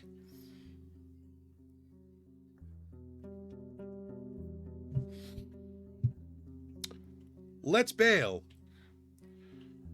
The closer you are to the village, the longer you stay around, the sicker you feel. The taste of gastric juices hits your mouth, your forehead hurts, you start to stumble. Gallon, worried by the sight, pokes your head with his nose. Fuck, okay, backing the hell up. Leaning on your mount, you go outside, keeping your mouth shut. After a few minutes, your eyes get clearer. It may be better to leave, or at least stay away from the village for the rest of the day. Let's come back some other time. Back to Palisade in the west. The tracks of human footwear and many, many more ape footprints cover the path formed around the Palisade's breach. As far as you can tell, the freshest footprints lead to the village. The wooden stakes spread on the ground are rotten, covered in mushrooms, small flowers, insects, and worms. A good source of animal or goblin food, though you'd expect them to also hunt for the birds and eggs. The meadow in the west turns into a forest quickly. The grasses in the north surround dozens of tree stumps already covered with moss and fungi. Going south, you'll reach a large field, though you don't see any crops. Do not enter the forest. Okay, got it. How about the clearing? The meadow is lush and colorful. It's so dense it's unsafe for a rider. For a couple minutes, you lead Gallon with a rope, avoiding the potential disaster in case of a hoof falling into an animal den. Being forced to travel around the palisade every time you get here is going to be a pain. Most of the tree trunks look similar and have a comparable size. They were most likely planted with the sole purpose of being cut down and used by the locals, though cutting so many trees at once. That alone could provoke the wrath of the herds. Such a process should be spread across a couple of seasons, and you can't be sure that was the case. Huh. Interesting. In the west and north, the clearing turns into a wild forest. In the east, you see a road leading north. Leave the clearing. How about the road? Looks like there's a gap up there. You're at the closed northern gate. The neglected road is partially overgrown. You hear a river in the east, separated by lush meadow, filled with crickets and rodents. What's with the gate? Pushed or pulled, it doesn't move an inch. Someone has spread dirt and rocks both underneath it and around it, seemingly to keep the plants stuck in the ground. So it's just a wall now. Okay. How about the river? Well, that completes the perimeter, at least. You see a quenching family of boars, some of them brown, some black. You consider turning back, but they pay you little attention. After a couple of grunts, they run north. The river is not too wide, getting usually deep, with banks altered by the locals for decades, if not centuries. Yummy moss and fungi. I would probably consult a book before you eat that. The water is cold and clean, yet filled with long plants growing from the bottom. You would rather avoid jumping inside or drinking from it, but you're tempted to at least wash your face, neck, and hands. Dozens, if not hundreds, of small fish are looking for tasty leaves, but also try to avoid their predators. A dance of life, completely unaware of your presence. You suddenly realize there's something buried among the kelp. A rusty sickle sticking out of the ground, a couple of stone axes and hoes. The wooden handles in a large wagon are covered in moss, but you recognize the shapes. Why would someone drop them here? On the opposite bank, the meadow turns into a forest.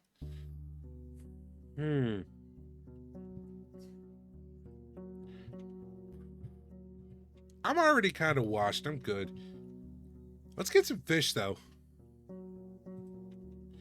You place the basket on the ground, then grab a bowl and start digging, looking for a few larger worms. You bait the stick and push it inside the basket, locking between the sides, then cover the entrance with the lid. Tying it together takes you a good few moments, but it'll be easier later on. You attach the entire trap to a bush and push it into the stream far enough that it sinks entirely.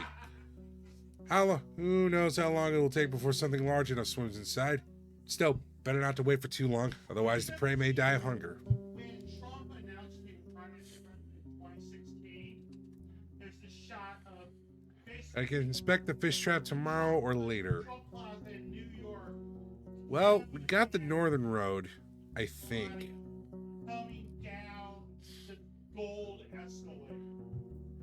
Let's leave it for now and come back tomorrow. I think Howler's Dell is up next.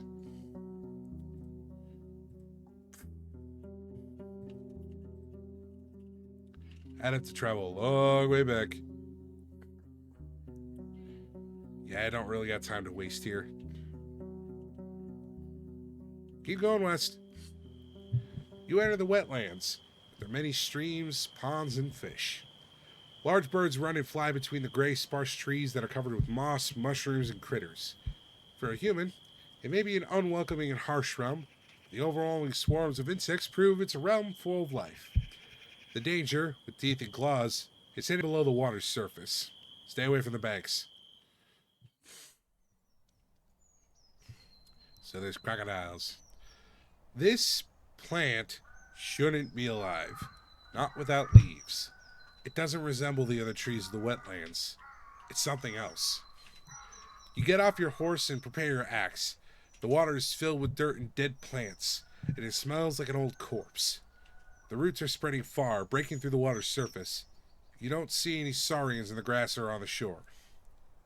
You approach the table-like altar made of 3 limestone slabs. Were these rocks originally as formless as they are now, or was there a point in time, centuries ago, when they were precisely shaped and decorated by masters of artistry? No way to tell. Gallon is peacefully observing the dark grass and slapping flies with its tail. Whatever it is you feel in the air, it's clear that your companion sees this place through very different eyes. The innkeep mentioned this place, didn't he?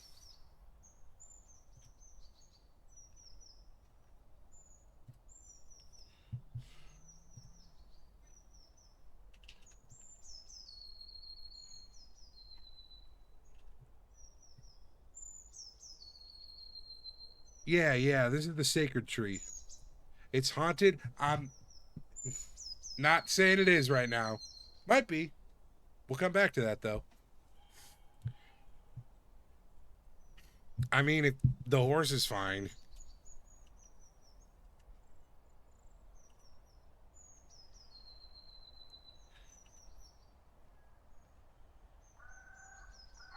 Go ahead. I'll look around for just a moment. You don't see any creatures, nor humans. Approach the altar. There's clumped dirt in the uneven nicks, fused by years of winds and rains. The bottom surface of the table is dusty, but you don't find any spiderwebs or mold, even though it's a perfect spot for them. The tree roots cling to the altar in many spots. They're firmly attached. You struggle to move them even by an inch. The cream-colored limestone is cold and smooth. I don't know what I have off to offer, so let's back up. Look into the water. You step cautiously. Without knowing how deep it gets, you have to consider that a saurian could be camouflaged in the mud waiting for a victim to get near. Since you don't plan to kneel down and drink, you're hoping to dodge a potential strike. Once you get closer, you start breathing again. While the water is dirty, it's also shallow. You see the vegetation, swimming insects, and even small fish. All of them stay away from the tree roots, which look like a spider web covering the bottom of the pond. Outside of that, you don't see anything that catches your attention. You kneel in front of a root that's lying on the shore. It's brown, covered with hair that resembles that on your arm. When you touch it, it's moist, soft, and warmer than you'd expect. That's gross. What the hell is this tree?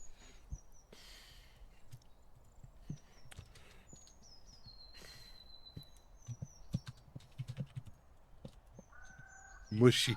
No, I don't like that. That's not a texture a tree should have.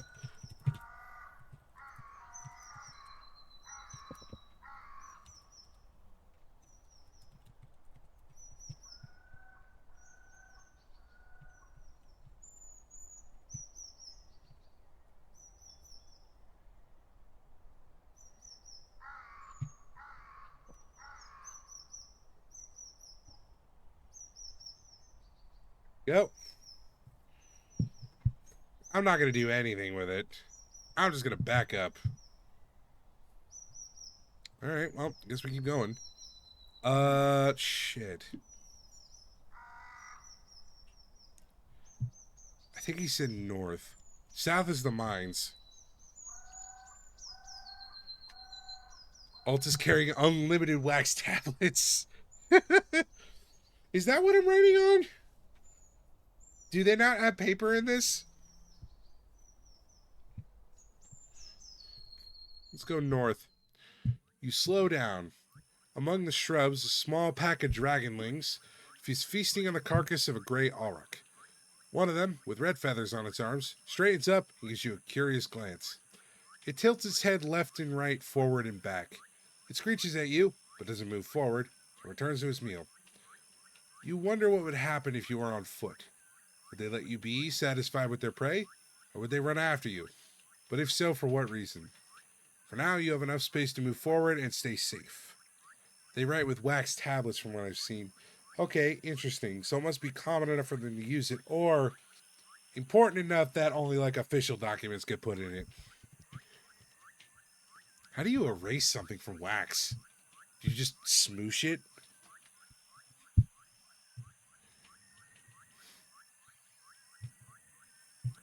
I ride forward, keep my distance, and look over my shoulder.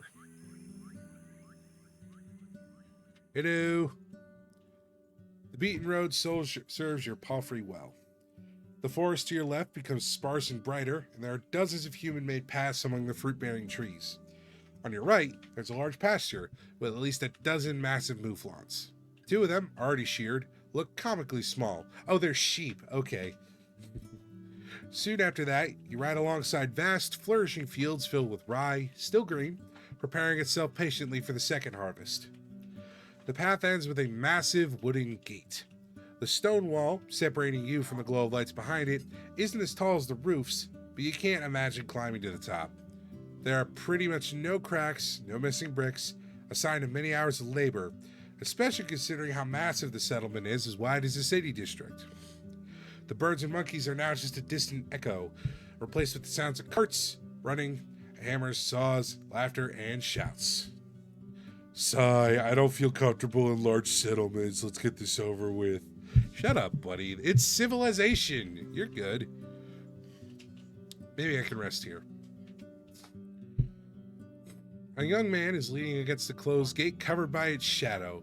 He's young, tan, and has a short, elegantly trimmed red beard. Beneath the green gambeson he wears an expensive tunic decorated with colorful trim. From his arm hangs a steel helmet, though the metal is so thin that it's mostly made of wool and leather. He moves into the light and takes on the posture of a disciplined soldier, not a mercenary. He's standing upright with his chin up. There are two weapons on the ground, leaning on the wooden beams of the gate, an axe of steel and a wood club. He does not reach for either. He dismounts smoothly, still having some vigor left. Gallon holds his tail high. A narrow path leads north toward two field workers, one with a hoe and one with a pitchfork. They wave to you. You can't see their faces, but their clothes are simple. Gray pants and vests made from hemp and wool. I wave back, why not? They talk for a bit, looking towards you and pointing at your map, then walk away, disappearing behind the wall's corner. The guard smiles, yet avoids your eyes, and has to clear his throat before he speaks. Welcome, traveler. If you're new here to make trouble, Highlandsdale welcomes you. You're the whitest flower there is. When he bows, you realize it's a well-practiced performance. If it's new garments you're looking for, you can order everything you need right here in all colors, shapes, and sizes. Capes, boots, vests, robes, or if you're yourself a master of the needle, I can assure you have the fabric you're looking for. His act is over, and he glances at your mount in a moment of silence. His eyes get wider as he observes it with a childlike fascination.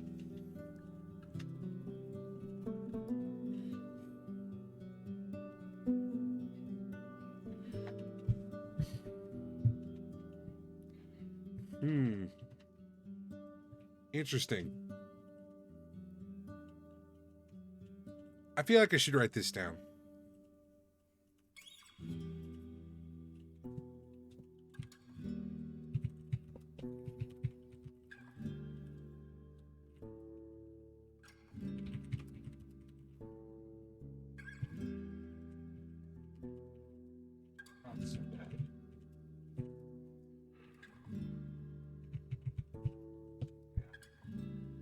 That feels important. I'm Altus, your new Roadwarden. I want to see your mayor. A city folk, eh? The mayor is busy, but I'll ask her. Give us a moment to let you in. He knocks at the gate, which is then pulled inwards by two other guards, a man and a woman, wearing their own gambesons. Similar to green, but tailor-made to match the figures. The nearby buildings are simple houses made of wooden beams and covered with thatch, while the storehouse is made even more modest, with a roof made of planks. The watchtower is a ladder made of ropes and sticks, no stairs. Just give me a moment. The guard strides away before he finishes the last word. The others close the gate behind you and observe your mount carefully. Your eyes run east to a humming creek running through the center of the village. We wait. Calming sound, eh? That's Howler's Creek. The guard, like most of the locals, is taller than you. Wide but shallow, there's never been a flood in years. Pa told me there used to be no bridges. Neighbors crossed it with their boots in their hands. And as clean as a raindrop, there are not many fish. This sounds very Scottish. I'm realizing the way it's accented is very Scottish.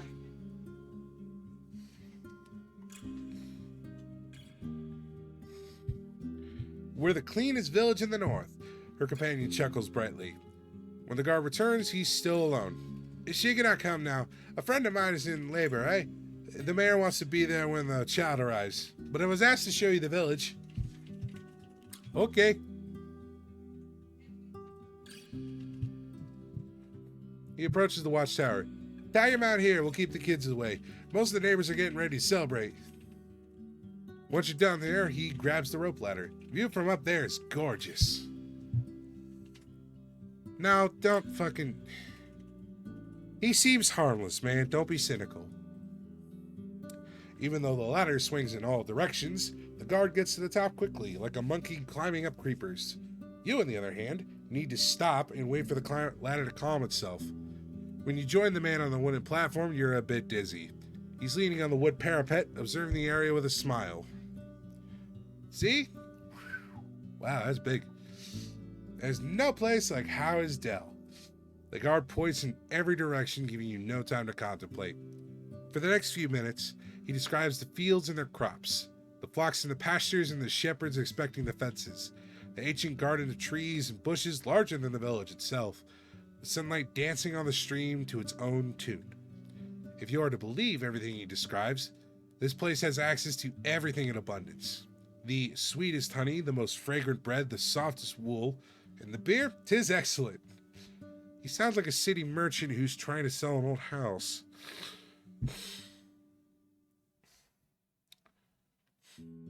I mean, it's a good place. It's not a city, but like that they don't seem to be doing too bad. The island in the middle connects both parts of the village. According to the man, the northern gate is hardly ever open, as it leads nowhere now. The eastern gate, there's the Ape Ale Inn, where you can find a bed and victuals. The and the and there's the stall where what the fuck? Akakios rewards our work, unless we annoy him with pointless talk. On the opposite side of the creek, there's another white house. It belongs to, quote, Beyond, the best clothier in the north. The priests live in the southeast, near the wall, but they do not talk to strangers. You also hear about the hunter, cooper, fisher, miller. The pie maker lives with his sister, the baker, the smith and her husband, the carpenter live with their kids. Some of the larger buildings could accommodate 2, maybe even 3 generations at once. There could be more than 100 dwellers here. You consider stopping his speech, but he suddenly points to the islet again. There, see? The mayor's coming, the one wearing purple. You're free to join her, traveler. Thank you. You try to get down quickly, but 2 steps are enough to make you sure that it's a bad idea. You wait for the ladder to find its balance and are relieved when you touch the ground again. You untie your palfrey and follow the guard. You pass a small pasturage surrounded by a wooden fence, a few loose chickens, and a tethered boar. The fancier buildings are covered with whitewash coating. It's surrounded with vegetables, herbs, and flowers. Whitewash coating? You mean, is it not paint? The bridges are wide enough to carry even a wagon, but for Gallon, walking on the wooden beams is far from pleasant. The island is empty, but you notice an empty stall, painted with shapes of colorful flowers. Along the entire path, you notice more and more people observing you, smiling, or casually greeting you as they're focused on their own task. Finally, you reach the main square. A large tree grows in the center, surrounded by dark water, held together by a thin wall, perfect for sitting, but the smell coming from the liquid makes you think of rotten eggs. The plant reminds you of the tree you saw in the south next to the swamp altar.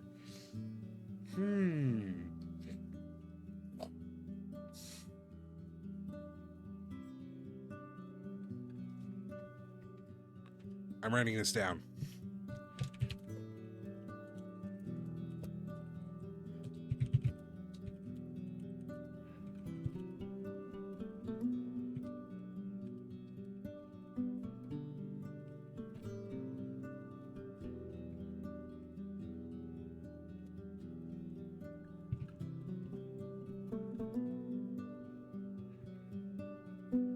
In the north, you see the Ape Ale Inn. Judging by the tables, stools, and benches outside of it, it's open for guests. The villagers are chatting and dining loudly, and you catch their curious glances. On the side of the dining area, the merchant is arguing with a tall, broad-shouldered worker. An old man is sitting by himself, eating a pie, with a walking stick leaning against the table. A young woman is cleaning the empty mugs in the creek, speaking with a man at least twice her age, maybe her father. We need to spot the tether Gallon. There's a wide wooden roof next to the gate that shelters carts, crates, and sacks. You move your mount next to a donkey to a beam placed here just for this purpose. Without a moment of hesitation, Gallon starts to chew on the nearby haystack. You have some time to make sure it doesn't struggle with your bundles. You return to the inn. Look for the mayor. She's sitting on a chair with a 4-year-old boy on her knees. She's holding his hand gently, showing him how to eat gruel from a bowl. It's not a cheap meal, though. You spot nuts, berries, and milk, and the added honey makes it yellowish. The kid is clean and quiet, and once he notices your arrival, he crams his mouth with a spoonful of oats. Now, love, the mayor titters. Do not get distracted. She rubs the meal off his face. A few more spoons, and you'll go help Papa in the kitchen, eh? She gives you a radiant, though apologetic smile, then turns her attention back to her companion. Observe closely. Her long, full-sleeved linen dress must have been dyed once in blue and once in red to achieve its dark, fancy purple, which would draw looks even in half of it. From her left shoulder hangs a green woolen cape as thin as a shawl. The brown belt on her waist has a large steel buckle that portrays a running deer with unrealistically large antlers growing in all directions like tree branches. Okay, so there's clearly something to the tree thing here. Unlike her tribe's folk, she's pale, with powdered and rouged cheeks, and lips match her outfit, though they're a bit closer to wine red. The thick gray strands in her long blonde hair look more like a fashion choice than a result of aging. Her eyes are the color of her cape, keen and vigorous. Boy, we really got some colorful body traits here, huh? She's shorter than most people around, though would still be the tallest woman in most of the northern settlements. While she's around 40, her slim hands add fragility to her appearance.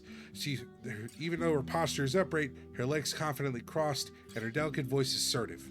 She makes plenty of gestures, but her shoulders hardly ever move.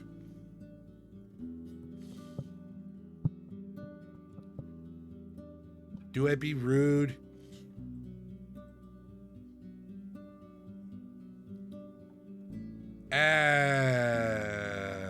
Down to business.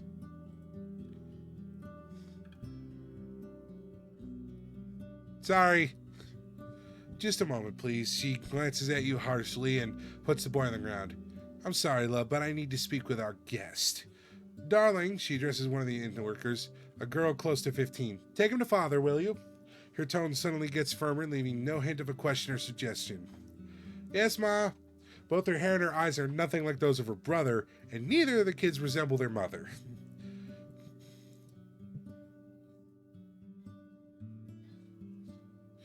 The flowing water hits silently the rocks and wooded stakes surrounding the isle, then splits into two stream beds. In Hovavin, the river is surrounded by tall walls, protecting the banks from deterioration, and the water is seldom free of dirt. Here, the smell is as fresh as it would be in the woods. So we have a Roadwarden again. The plant reminds you of the tree you saw in the south next to the altar. I'm sure you're hungry. My husband will bring something soon. Appreciated? No, don't mention it. Hunger makes me peevish, and the day is too nice for that. She taps her chest and looks at a flock of birds that fly above you loudly, heading south. As we're waiting, be so good as to help me understand something. Even if you're but a mercenary, I cannot imagine a single reason for you to choose this realm for your wardening, not so long after Asterian's disappearance. There's no treasures or glory to find here. Her pale fingers form a tent on her stomach, then clasp, leaving the forefingers pointing at you. You were sent here by the merchants. They want the peninsula. Boy, you're a smart cookie, huh? Fuck.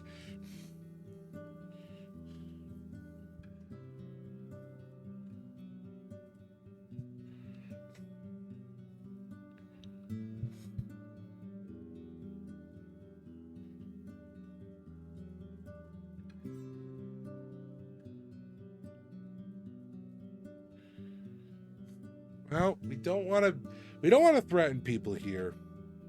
Like, yes, we are trying to get the Merchants Guild into this place, but like, we don't have to be dicks about it.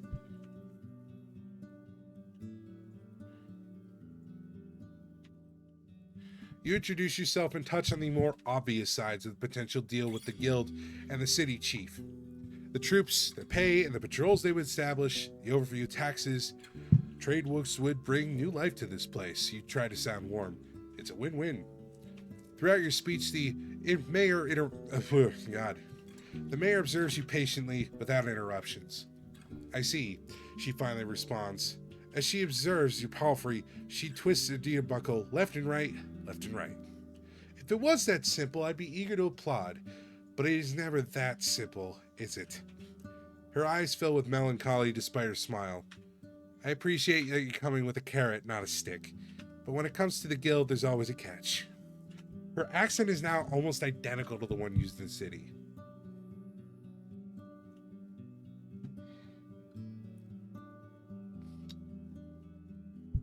You're speaking from experience, I assume. Do I really sound that confident? She titters and waves her hand by her chin as though you just offered a compliment. I've seen such negotiations during my studies, though I can't say I took an active part in them. Let me show you an example. She theatrically clears her throat, patting her chest with one hand and covering her mouth with another. Then leans forward and rests on her elbows, allowing her hands to freely make gestures.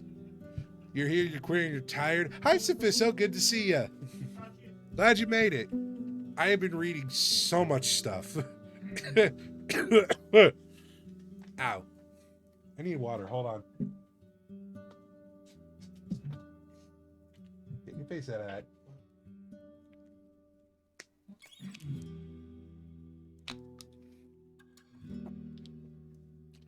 Huh, that's better.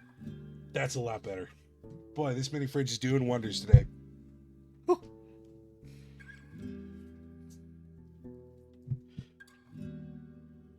Hope you're doing well over there.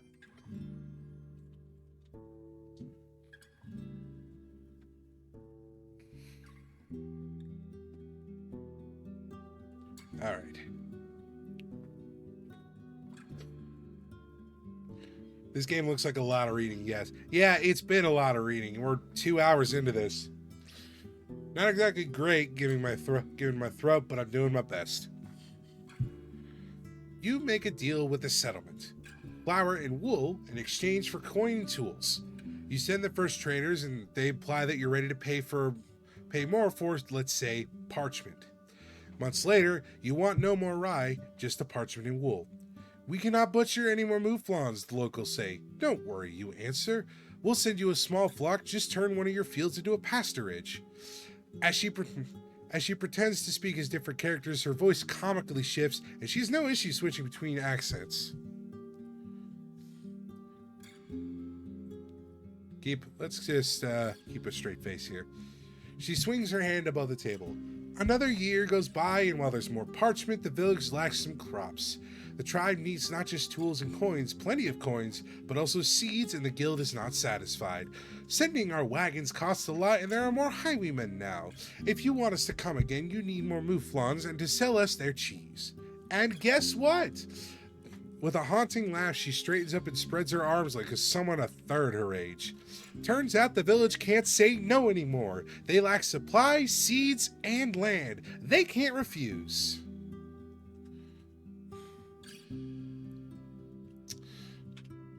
Okay, I see how this works. Effectively, she's saying that the Merchants Guild will progressively try and strong-arm the village into meeting their own demands instead of making it mutually beneficial.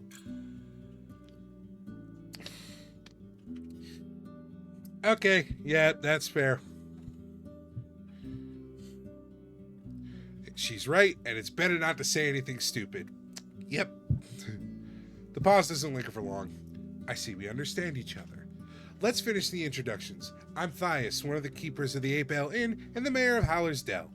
I assume it would be convenient you for take my answer back to Hofelman. Say, when can we expect the first caravan? After winter? It depends on what you can sell and what you want in return. While the conversation goes on, the food gets served. The refreshing aroma of roasted mutton, covered with a thick sauce made of mint, parsley, and honey, tempts you to bite in right away. The juices are sinking into the round trencher, a plate made of simple brown bread. There's also a small bowl filled with chopped red radishes and a sliced boiled egg, and a mug filled with cold buttermilk. Damn, that sounds like a bit of a feast. I don't like buttermilk, but hey, that sounds good. It's all brought by a few young people, all of them referring to the mayor as their mother, and in the end, the innkeeper himself shows up to wish you a good meal. He's wearing a clean orange tunic and a not-so-clean apron made of hemp. He politely introduces himself as Eric's and, after confirming you won't get sick from what he prepared, leaves you and his wife to your conversation. Thias tears the meat into smaller pieces, then eats slowly, often expressing her enjoyment with a hump. The food in this game, yeah, I'm seeing it. Sauce made of mint, parsley, and honey, though. That's definitely new. That doesn't sound immediately offensive. I would try that. Just different. I am going to write this down, though.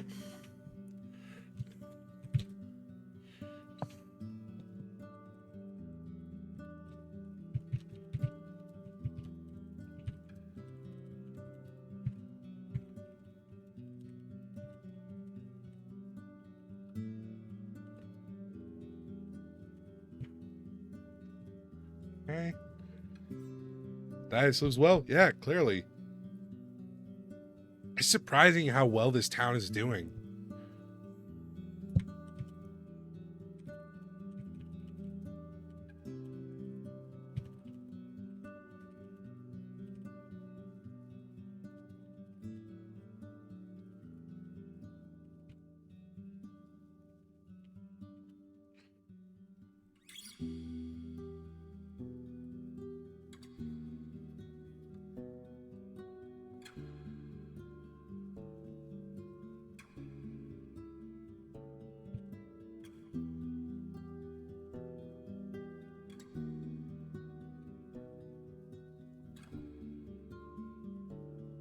Okay.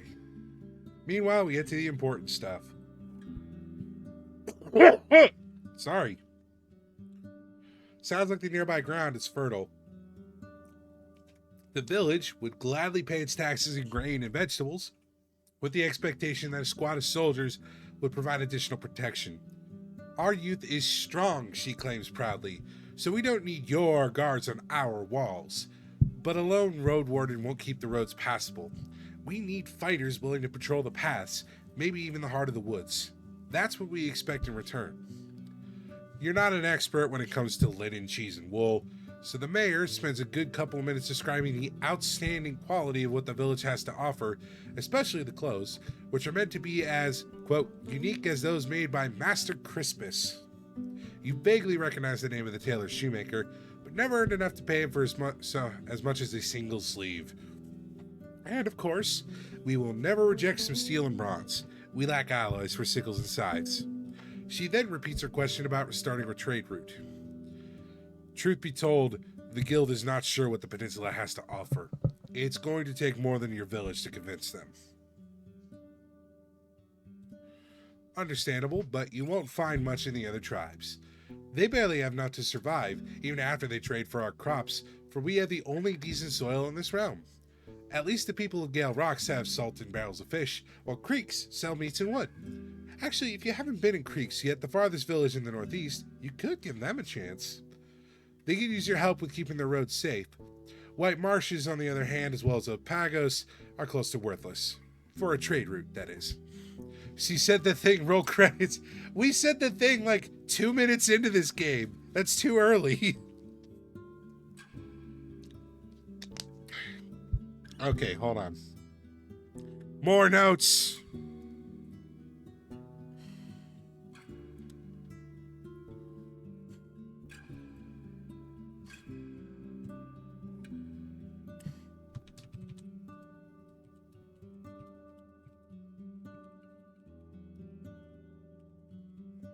North what?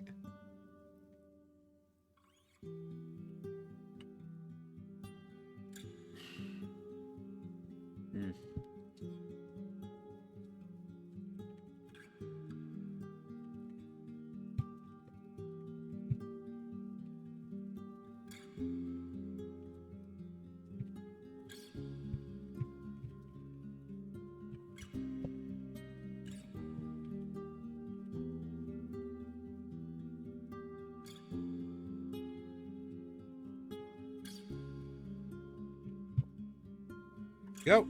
I'm making so many notes.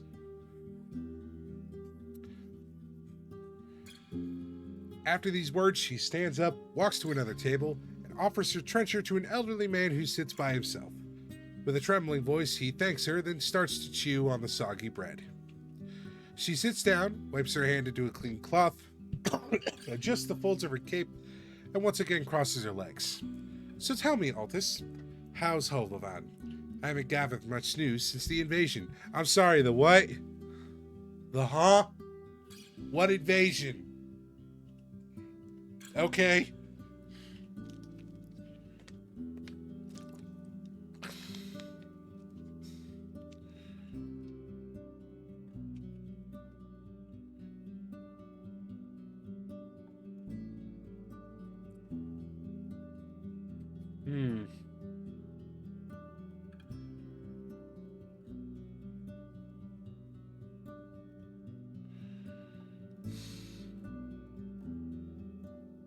I wonder if the answer I give here is that an opinion or am I making the canon?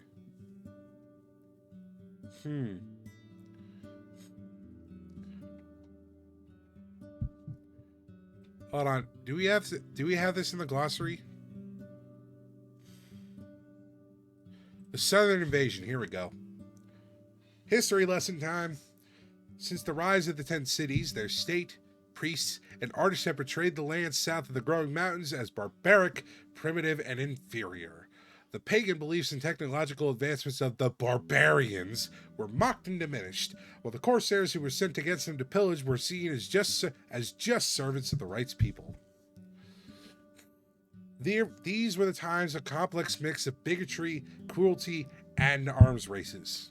The nations living in the deserts joined their forces, not always willingly, with the realms from even deeper south, which strengthened their defenses and allowed them to push against the cities. The turning point occurred when an alchemist introduced black powder to the south. 25 years ago, the tribes launched a massive campaign through the growing mountains, this time using the new weapon to take down the unprepared strongholds. The cities, unaware of the existence of explosives, took heavy losses. The clans of the growing mountains knew they could do nothing to stop the enemy troops and let them pass freely. The invaders set the camps at the feet of the mountains and began their expansion. The city forces, weakened by the plague, weren't able to keep up with the numbers of the tribes, this time prepared for guerrilla warfare. The invaders conquered multiple settlements, releasing slaves and gaining valuable knowledge. The Southerners realized they should avoid the cities at any cost, slowly moving toward the northern coast and fighting over villages and lesser military outposts, either burning them to the ground or sparing them in exchange for food and other support. After just 3 years, the war already had its winner, but the cities refused to give up no matter the cost. When the southern tribes finally took control over a couple of provinces at once, they used new supplies of black powder to, for the first time in history, conquer one of the cities. Since the Empress was nowhere to be found, the Imperial Court surrendered in her name. Damn, okay. Don't fuck with the South, I guess.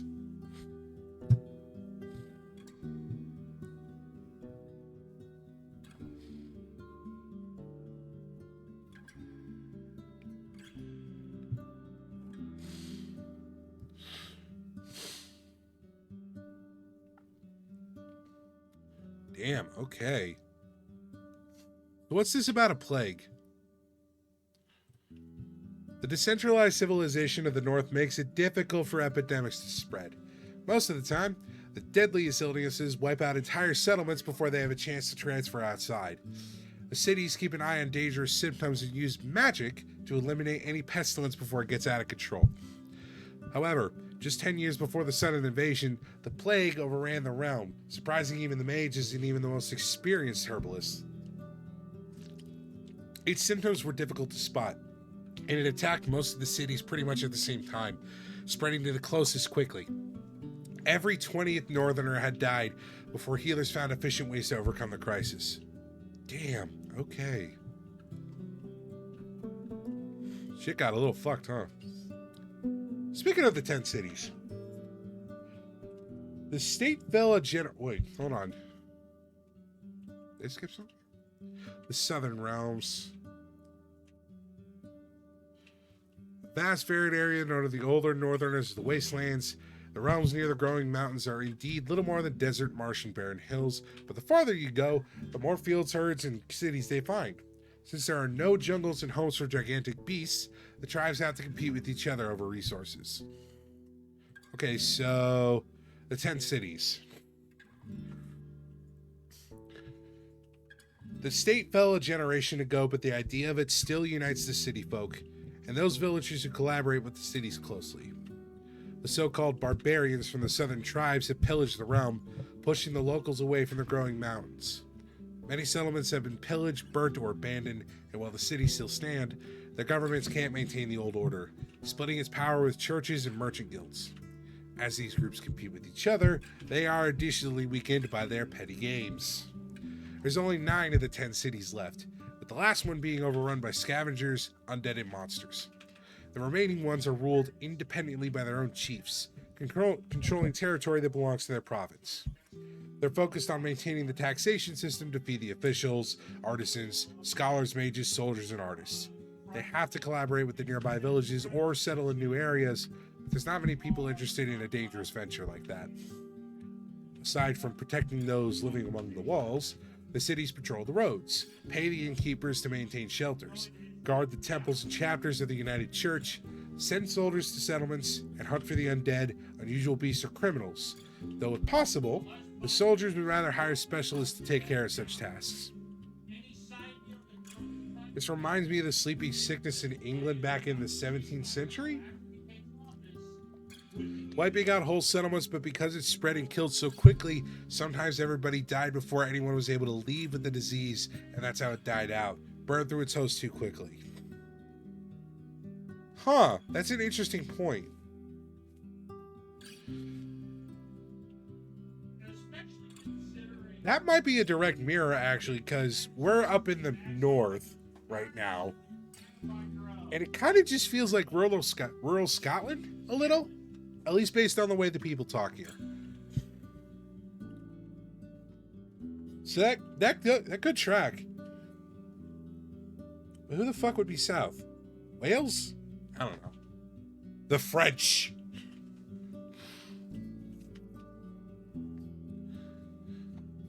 Anyway, the villages collaborate with the cities by signing taxation deals.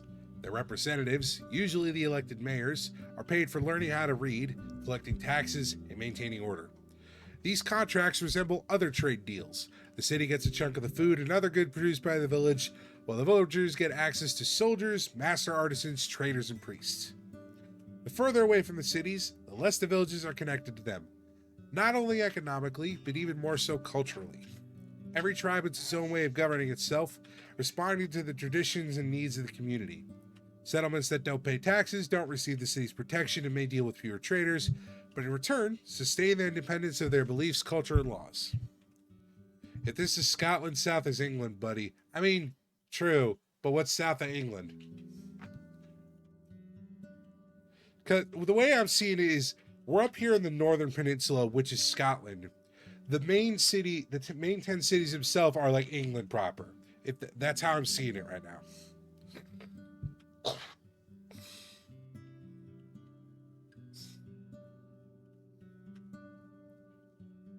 I might be overthinking that a little. Anyway, that's enough reading. Ugh. Back to this reading. Let's see. I'm a little bit tempted to say shit's fucked, honestly.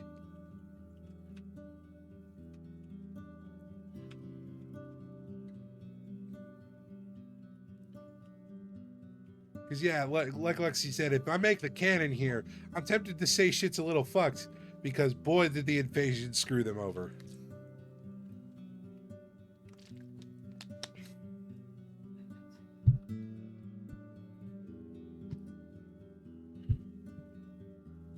We'll go with shit's fucked. It's far from great. Children who lost their parents during the war have no trade in hand, and there's not enough settlements to send them away. Many people are unable to prosper. It couldn't be easy, not after all the blows that landed on that place. That's the thing with the works of humans, isn't it? A house you built for half a year turns to dust with a single storm. A proud city falls, the emperor's mask shatters. The children from this village, she glances at a young girl cleaning the table, are just as fragile. They have food, clothes, and walls, but there will be a time to disaster. And once it strikes, and only then, they'll take to heart the same lesson the cities had to learn. And it will be forgotten again after the next sunny spring. But don't let me babble any longer. What can I do for you?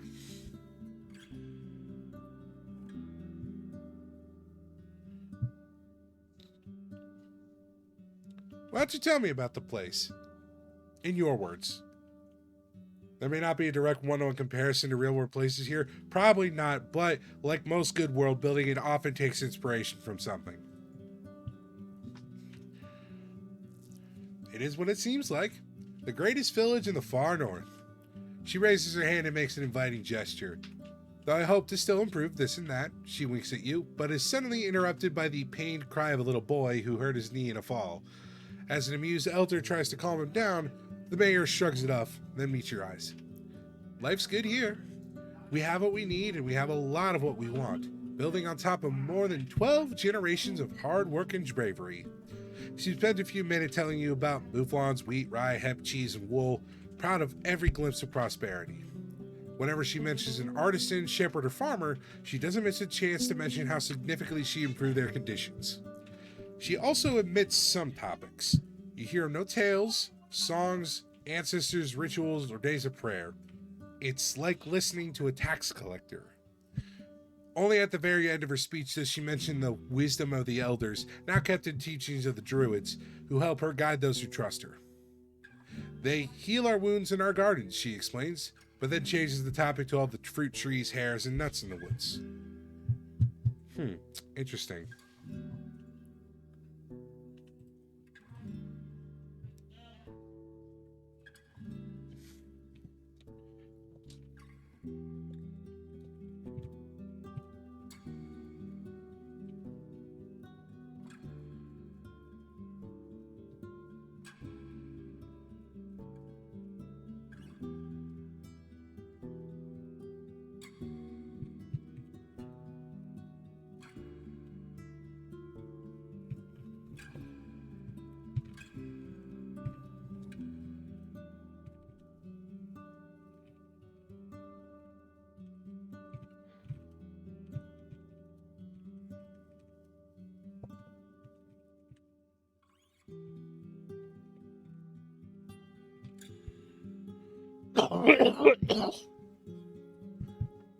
Well, generations is a lot. Yeah, no kidding.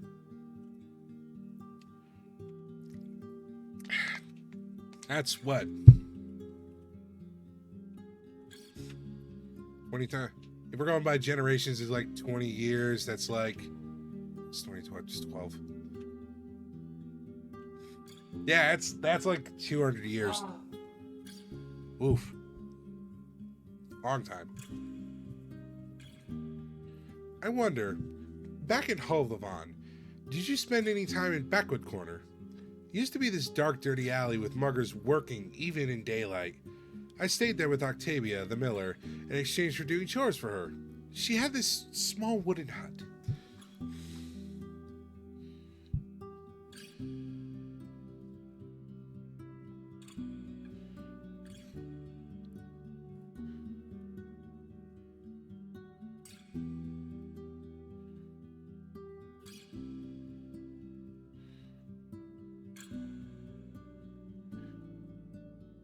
Let's at least have some sense of tradition here.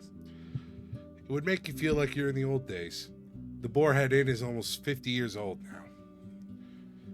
You explain that while the place is still called the bad part of the city, the Boarhead makes good coin selling beer and ale to students, merchants, and mercenaries and adventurers. The whole land may turn wild one day, you quote one of the local traders, but Backwood Corner will still be the same. She sighs with relief and puts her left hand on her hip. Comforting, don't you think? That there are these places, these dark corners, where you can always find what you expect. Living there, though, that sounds awful and always was. I bet the thugs of my youth are no longer around, so I wouldn't count on them giving a free pass. But I wish I could have the chance to drink a mug or two with the innkeeper once more. The old lady was always too good to stay in that muck. Have you seen Asterion?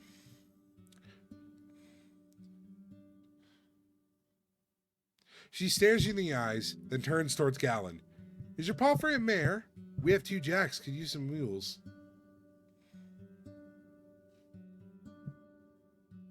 Don't dodge my question. I heard you, but he's not welcome here. And I don't know where he went. We haven't burned him or fought his awoken shell. Wherever he is, it's not our problem. How did he do to you? If you have to know, he failed and won't get a second chance. He was meant to escort Agadia, a daughter of mine who betrothed in Gale Rocks. She was a great archeress, and the road from here to the coast is not that dangerous. When they saw goblins on the road, Asterion ordered her to push through, right into their trap. They got jumped like a bunch of wealthy pilgrims. A Roadwarden worth their gruel should know better. He could fight with a blade, but my girl, she never had a chance. He disappeared soon after his pitiful attempt at apologizing to me, and we closed our doors behind him. For good. I'll let you know if he ever tries to return. Damn. The elven vampire from Baldur's Gate? No, Asterion is the previous Roadwarden. He apparently vanished early on in the summer. Where is replacement?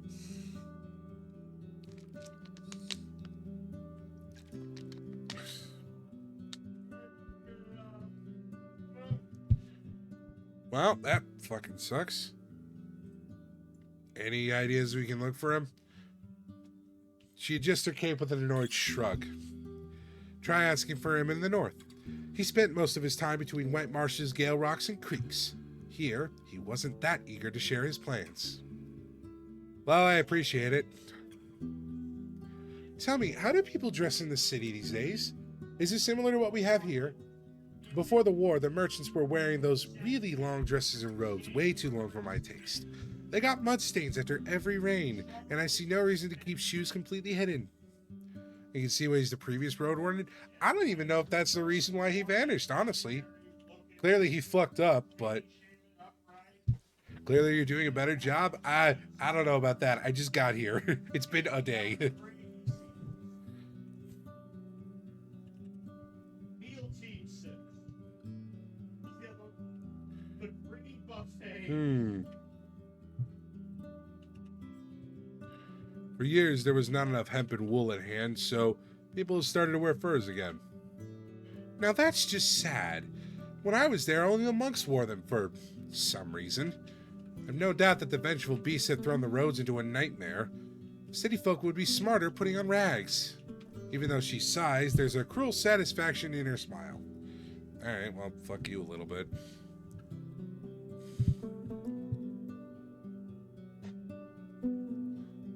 I was in Pelt of the North. The innkeeper feels uneasy about Glossy's band. When you mentioned the raids in the northern villages, her eyes narrow. Can one or both of you do something before you go to bed? Unload the dishwasher. Okay. Night. Sorry about that. Are you sure? It's the first time I've heard about it. Glossy has been around since years back, but she's not much of a nuisance. I'm just a messenger. He's asking for you to join forces with him. Well, I can't give you my answer. I won't ask our hunters to endanger their lives in pursuit of some gossip. You haven't gotten somebody's daughter badly beaten up, disappeared, perhaps murdering her, and the enemy of the entire village. Yeah, that's fair. Can ask around, learn more. What a splendid idea! There are only 3 villages in the north. White Marshes, farther north by the western road, Gale Rocks by the northern coast, and creeks in the east. Bring me news from those places and you'll get my answer.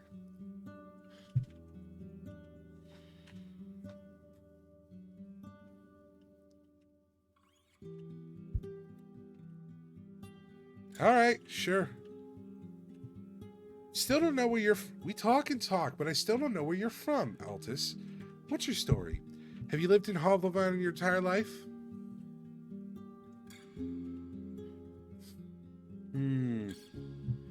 In a way.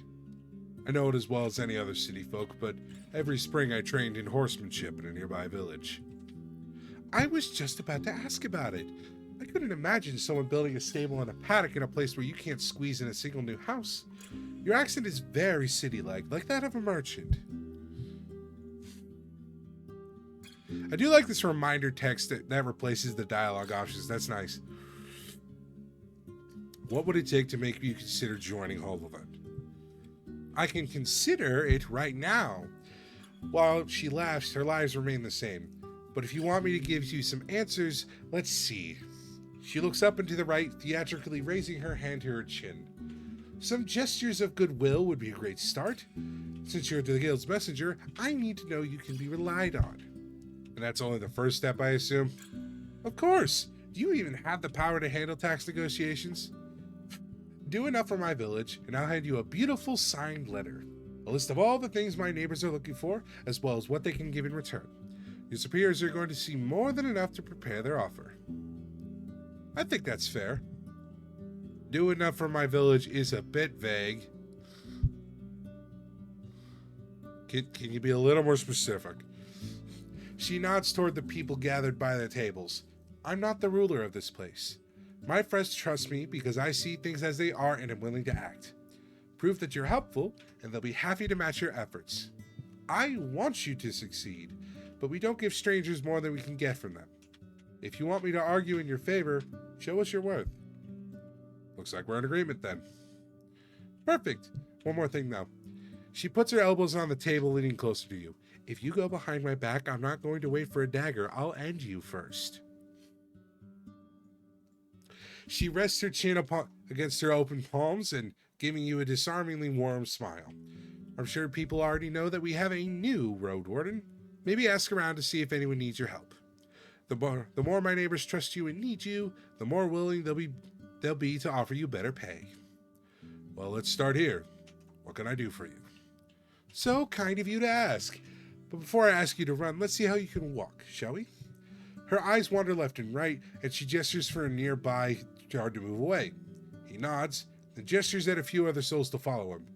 While a few of the locals cast curious looks at you, they turn away from as quickly as you notice them. The mayor's shiny green eyes are still locked on you, and her voice is close to a whisper. Since Astarion's disappearance, there's little trade on the roads, and not much news reaches us. Be so kind, her flirtatious tone distracts you with how obviously fake it is, and help me learn some interesting tales about our neighbors. You want me to gossip? Lexi, do you also not like this person? I see the side eye.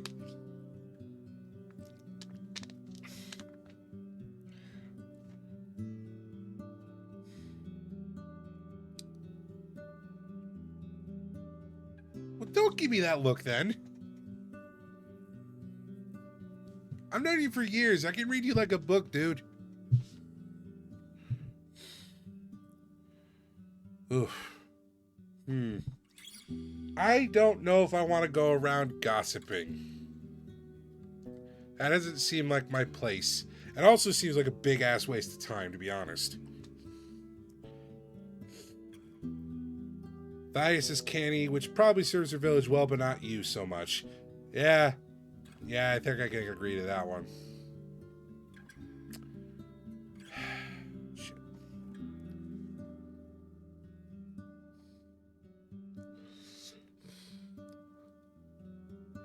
Problem is, if I back down from doing what she wants, she might not be willing to actually sign this agreement, and that's kind of what I'm after here. What's this bump on my arm?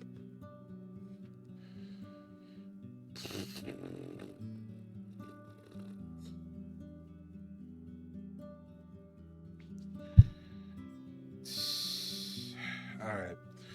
You mean ones that weren't meant to reach you? See, I knew that deep down you're a true sage. She titters and straightens up, adjusting her cape without haste. Do you have something to share?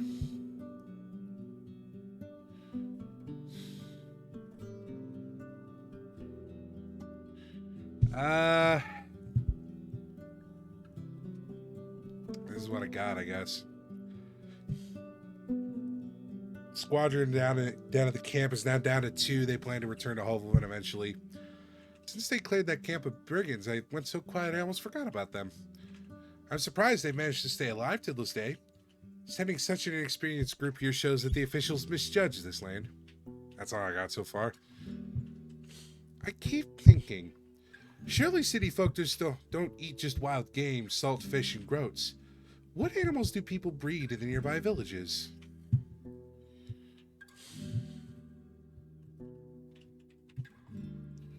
We're not taking the vegan option. That's dumb.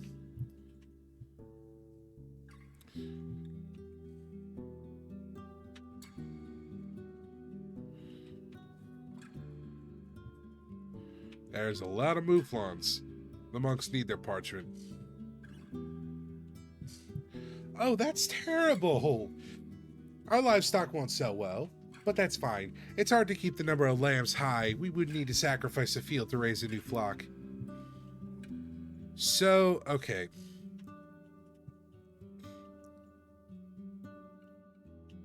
I think it's time we ask about the weirdness that's further south. Let's start with the tree. She straightens up and raises her chin. You mean Beholder, the guardian spirit of our wetlands. Every fall we bring in our gifts, and in return it provides us with its blessed fruit, the flesh of the forest. It's older than the oldest books and the oldest thoughts. The druids help us honor its sleep and show us how to ask for its help. Neither of these rituals would be of use to you. Okay, so there is a point to it.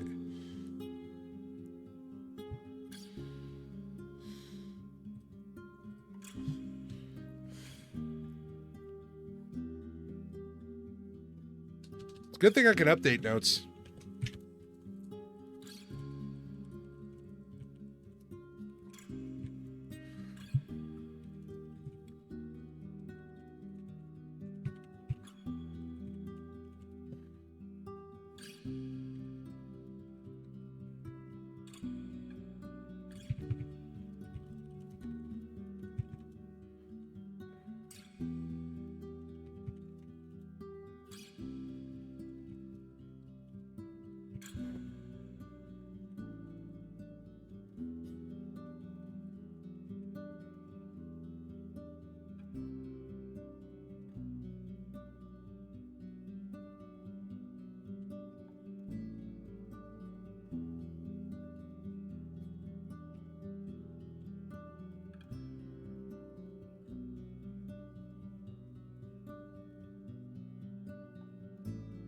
About the ruined village.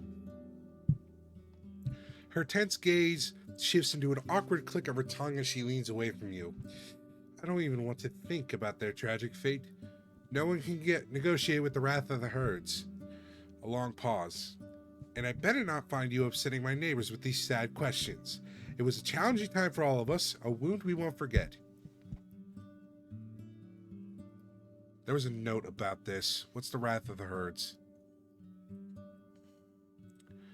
Whenever the Northerners interfere greatly with nature in a short time span, by clearing the forest, making roads, creating new fields, killing large amounts of wild game, especially during seasons other than spring, the wild creatures, from rodents to dragons, join forces to remove the threat. The animals can't get through the walls of the 10 cities, but the state doesn't have the power to just expand its control as it pleases. The territorial expansion of the Northerners, it is extremely slow, and every city has at least 1,000 years of history behind it. This phenomenon does not occur in other parts of the world. That's weird. That's kind of weird, actually.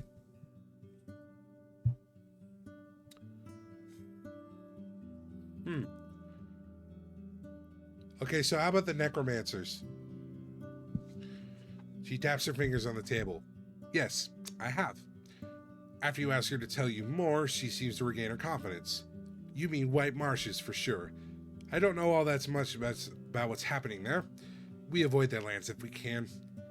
I shouldn't gossip about it with strangers. We can talk about it on another occasion. Do you need my assistance? Bring some rumors. Yeah, okay.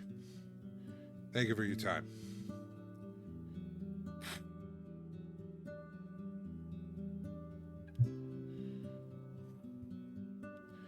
Let's talk with the trader. The man behind the counter is inspecting a sack of white flour, mumbling to himself and occasionally cursing. The other locals walk away, giving you space to talk trade in peace. You didn't know it was only in the north? Did you not read that glossary bit? It is a neat concept. Weevils. He points at a little dark blue insect that's trying to flee. Shit me fire. What a phrase. Holy shit. Shit me fire. That's great. I love that. I'm going to use that. Shit me fire. It was ground a few days ago. No pies for us tomorrow, looks like. He puts the sack on the ground. I'll take care of it later. A Roadwarden, aye? Even the mayor cared enough to see you, and kids are lining up to look at your horse. Strangers are like ghosts to them now. Shite me fire, yeah! He's wearing a simple brown robe with no hood, a rope instead of a belt, and modest trim made of green thread. It barely reaches below his knees, revealing his sandals and crude pants made of linen. At the same time, it's way too large for him. It hangs from him like a bag. He looks like a poor vendor from Hoplevin. He stands sideways to you, with legs crossed, leaning on the counter with one hand and keeping the other on his hip. He's around 40, a short and a bit greasy, with a humble beard and hair. His fingers are unusually long.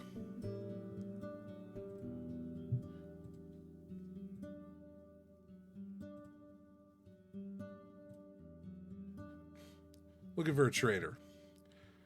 You will not find much of a marketplace here, but you're at the right spot. Everyone brings here what they have in abundance, and I either sell to travelers or divide it among the workers, builders, artisans. These things here are not mine. He runs his eyes over the crates and barrels, and I would not call myself a trader. I'm just a kakios, but I could show you our wares if you want. He smiles gently and looks towards your pouch. Our shelves are getting covered in dust. We can use some dragon rings or treasures. My neighbors will look at you with a kind eye if you bring them new, how do you say, commerce? Commerce? Right, something like that. I don't think I have anything I can really sell, to be honest.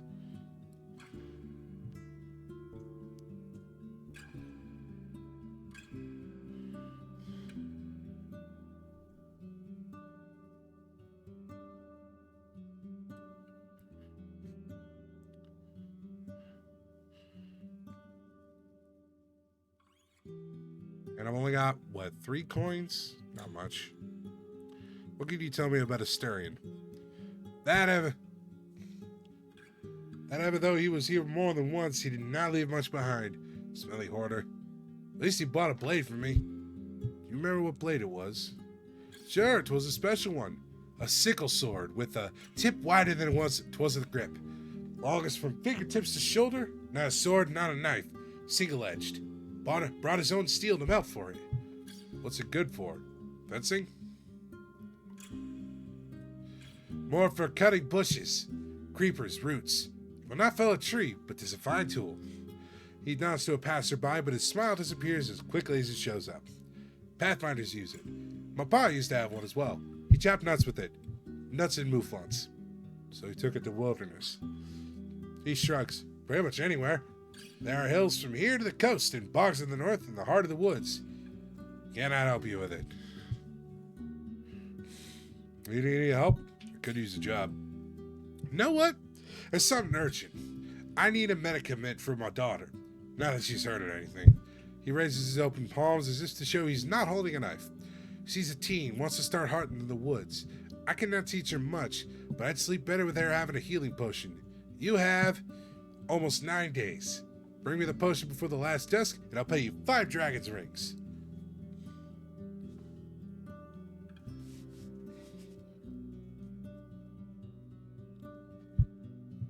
She didn't want to take the stall after you? Nah, but that's fine. She hates me. It's better for her to take after her mother. Alright, I'm not going to inquire too much about that. Where can I find this? I could think of 2 places. The safer bet is beyond Opagos, on the mountain of the crazy monks. Crazy and boring, more boring than a mouflon, but they often brew with Numa. You can also head south, east of the crossroads behind Pelt to the north. I've not been there myself, but you'll find a dolmen there, as old as the city. And this, he reaches for his clinking pouch and pulls out a massive iron key, is meant to open some secret passage there.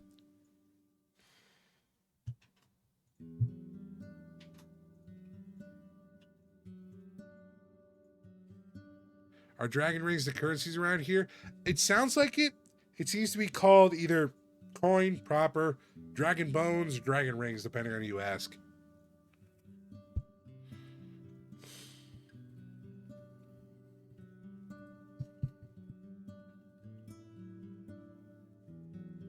How do you know about that secret? I'm a merchant, see south of Hag Hills. I was meant to cast the key to her friend, but he never showed up. You just been keeping this since? I kept it with my trinkets and coins, that's all. We were planning to go there for years, but it's one of those things that you talk about, not do it. His brief laughter turns into a cough. Bones carved from dragons. Oh, they're actual bones. Okay, cool. That explains the name. Metals seem rare in this universe. Yeah, it's fair. Those seem to be more used for, like, tools. Especially since alloys seem to be in big demand. Okay. Good. Anything else? Nah, I'm good. It's 5 hours before dusk.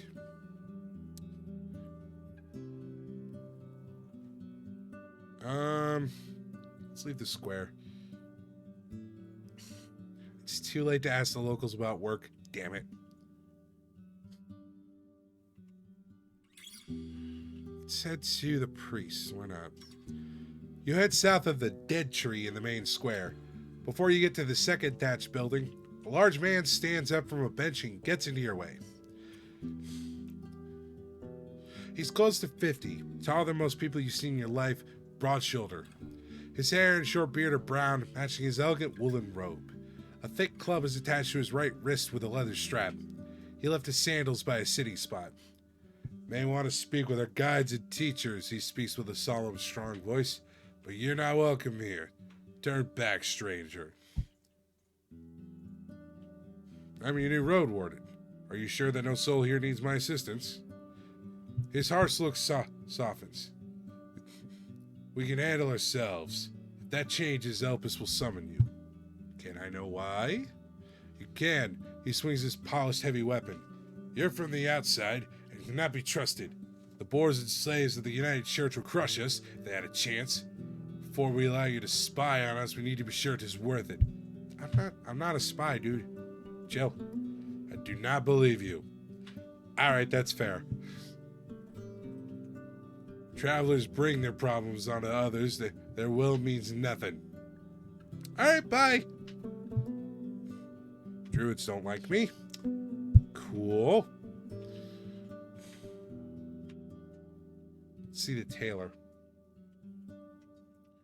You follow the guard's directions and reach the whitewashed building standing on the western bank, next to a small garden of flowers and herbs. It's well kept and clean, with a plain, beaten front yard and parts covered in sand. Through the open windows, you catch a glimpse of the furniture, made of smooth, almost shiny wood with hints of dark, cherry-like red, decorated with carvings of plants. A woman in her 40s is sitting on a wooden bench. The table is covered with fabrics, threads, and needles made of bone and iron. She's sewing a long sleeve to what's going to become a blue tunic. Her movements are quick and confident. Her brown, wavy, shoulder-length hair is tied to a wreath-like braid, but other than that, her clothes are simple and inconspicuous. She doesn't have a left leg, but you don't notice any cane. You observe her for a few moments until, without sparing you so much as a glance, she encourages you to speak with a grunt. Looking for a tailor. You found one. Her voice is low as she doesn't stop her work. Name's Beyond. Could you answer a couple of questions? The boredom in her voice is palpable. I'm not a bard. My gambeson needs some work. You take it off and point at a few abrasions.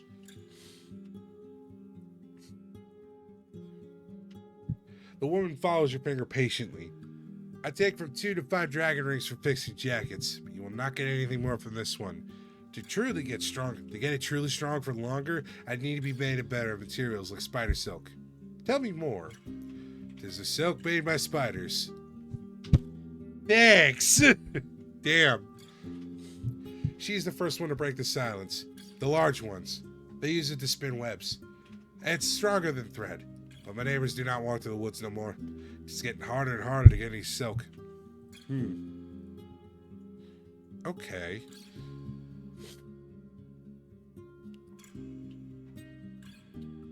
Find your own silk to get a better price. Okay. Well, goodbye for now. How much to do now? Oh, yeah, I should actually save. There we go. I don't think there's much more for me to do here.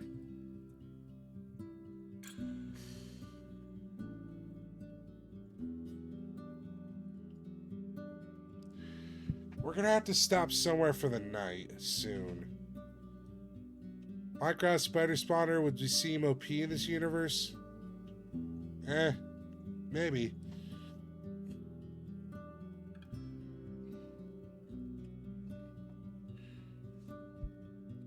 It'll take me a couple hours to get back to the pelt.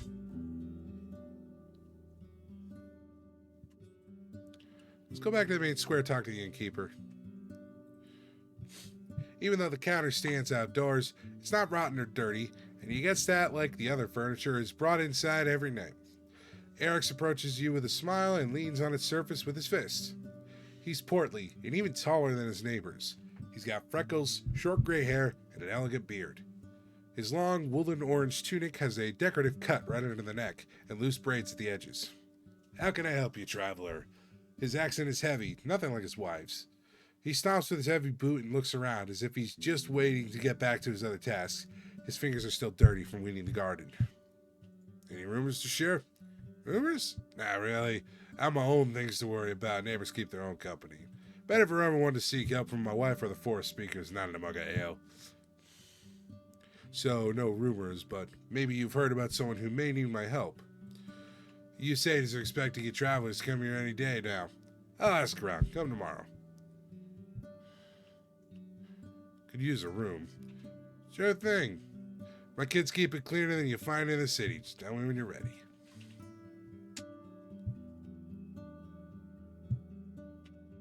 Any interesting guests recently? I do not know. There was one vagabond, but he was not here for long. And he didn't do much. Timid fellow. Talks loudly, but is afraid of everything, especially the guards. His face is touched by flames. has a big ballista. He says this word with a strange accent, smirking, and a large bird is his beast of burden. I don't know what to say. He went south and is most likely gone. Making a note.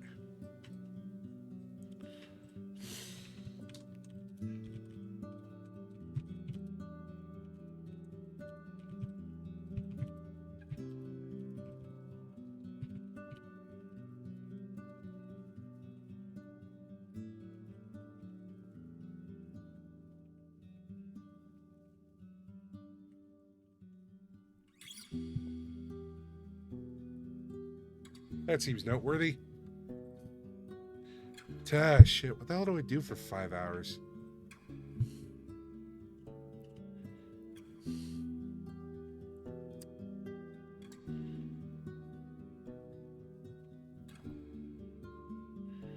mean, the best thing I could do is probably just scout ahead somewhere.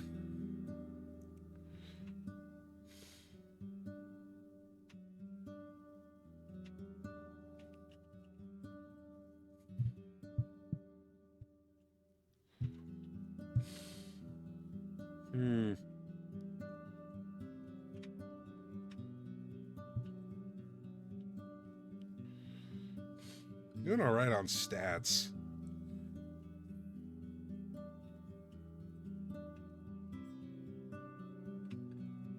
Let's take a look.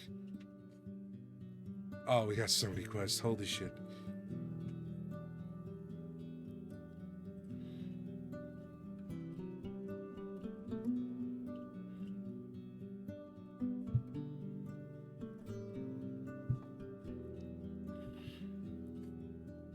What the fuck was that?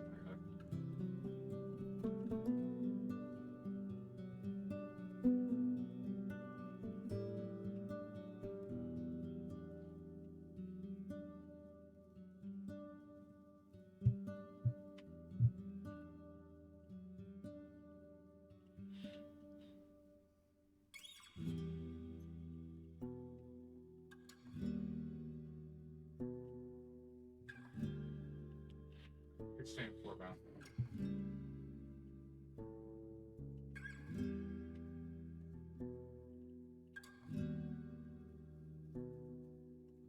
We go northwest, we might hit White Marshes.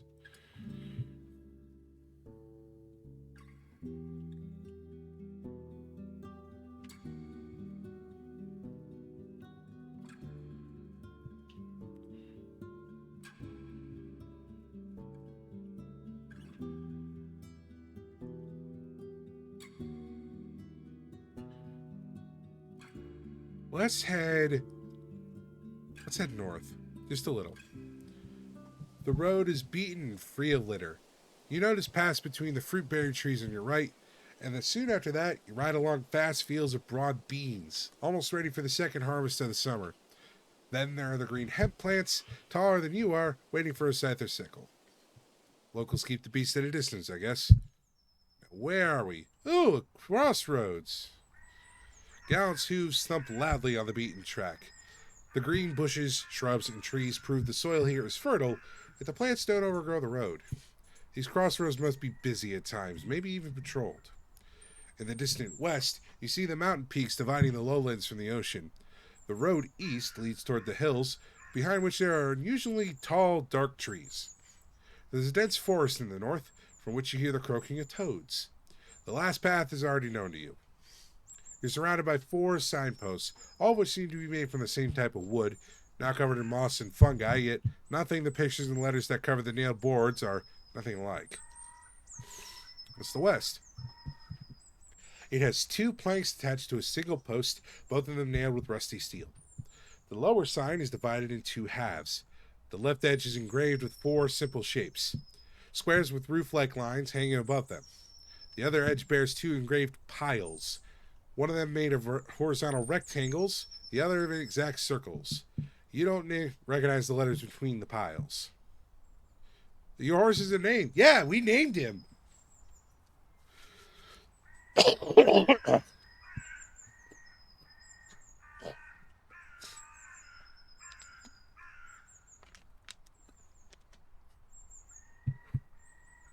All right.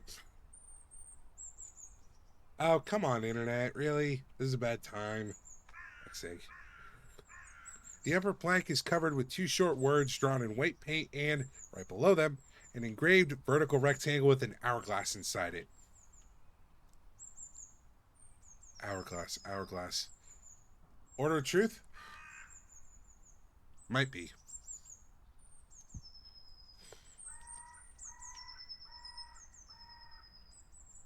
How about the east?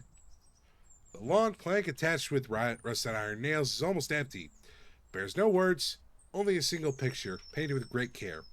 It portrays a city-like gate, with a watchtower to left and right, and a couple of small conifers growing beside and partially behind the towers.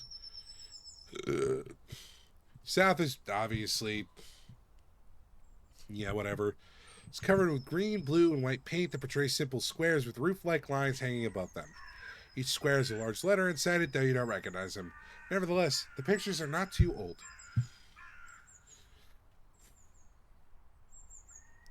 Northern Post. It's attached with nails made of pointy carved bones and divided into three sections covered with small engravings.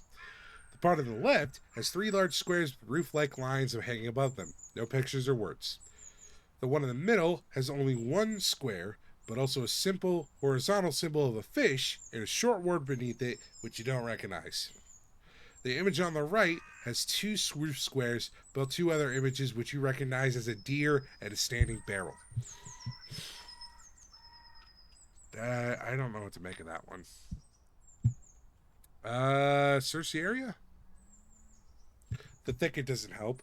You notice the remains of berries and pears, but most of them are already rotting, spread close to the wooden stools at the side of the road. The nearby creek is not impressively deep, but the beaver dam, for some reason taller than you are, makes it wide and waters the surrounding soil. A few steps away from the southern signpost, you find something sticking out of a shrub. It's a moist plank covered by fungi. You try to move it with a stick and a gloved hand.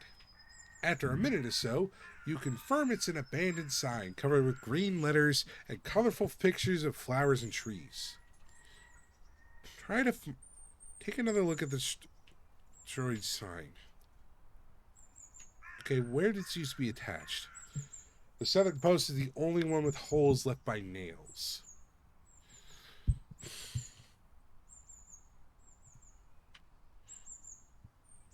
Huh.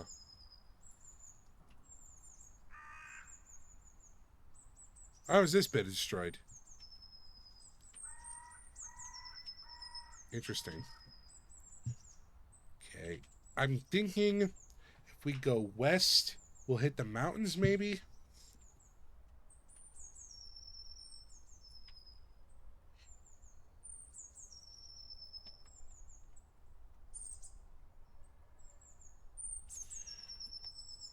Let's keep going north. Some parts of the road lead uphill, some downhill. The forests are lush but not too dark. A few foraging deer and boars keep their distance, and the birds are disinterested in your presence, singing cheerfully and preening their feathers.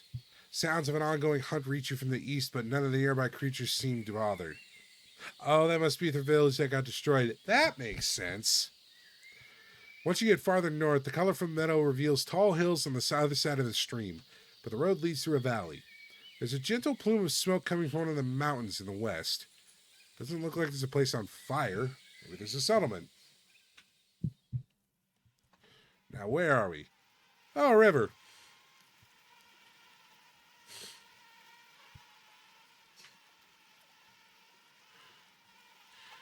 The road leads to a gentle creek filled with the buzzing of flies, mosquitoes, and gnats.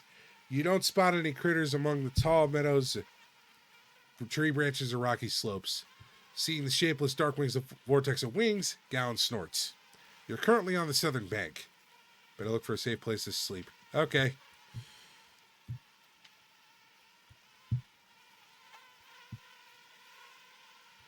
Is there a different route?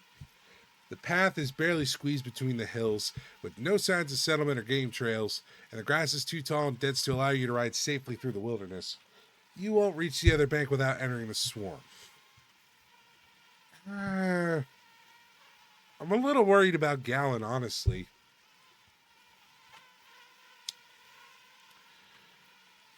All right, quick save. Yeah, bugs, lovely. Torch it is. You move away from the creek, get on your feet, and unpack the tinder box, the wooden stave, and the set of rags, as well as the oil. After you assemble a torch, you sit down on the ground preparing the flint and linen charcloth. Decades ago, before the sudden invasion, people used fire strikers made of thick steel, but all you have is a cube-like piece of harsh pyrite. It's not ideal, but good enough for a couple sparks. Holding the fire, you get back in the saddle. You swing your weapon left and right. There isn't as much smoke as you expected. Here we go. Once you get closer to the ford, countless creatures beset you, filling your eyes, mouth, and nose, hitting you like a squishy buzzing hail.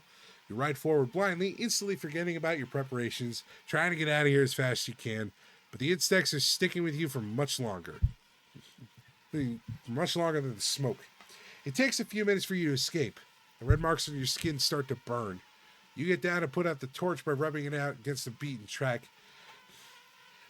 Gallon swishes its tail angrily as it gives you a reproachful look, pinning its ears to the back of its head. Unless you find an easier way to protect yourself, the insects will keep slowing you down. And I lost a health. That didn't help much.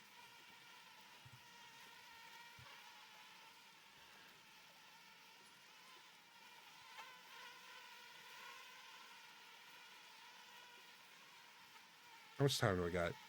2:45?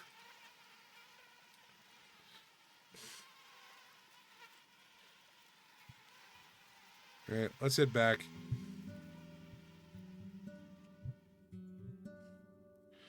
You ride through the open gate, then swiftly dismount.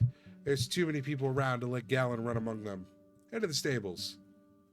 You spend a few minutes with Gallon, but before you reach the square, someone clears their throat. You turn toward a man in his 50s with large hands, a beard, and no hair. The stable master, he both introduces himself and answers an unspoken question. You frown, then realize you indeed saw him before, and your palfrey was nicely taken care of during your first visit to the village. Or rather, I'm one that is necessary, but a rather grind flour, he says with annoyance. You do not think your beast waters itself, brings itself fodder from the storehouse, and cleans its own shit, eh? Takes time and if 'tis is not going to work for it, you better have a patch in hand. You look behind you. The stables are not much more than an open shed with piles of planks, 2 donkeys, and a bunch of napping chickens. Would a dragon bone be enough? He nods. For one day, that's fair. Well, I've got some coin I can spare. There you go. He nods with gratitude and throws the bone into a leaky bucket hanging from a nail and grabs a pitchfork.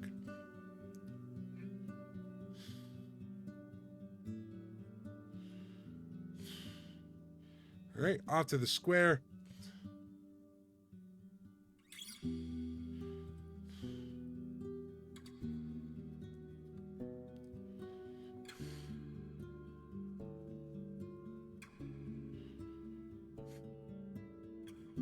Well, I'll get my health back.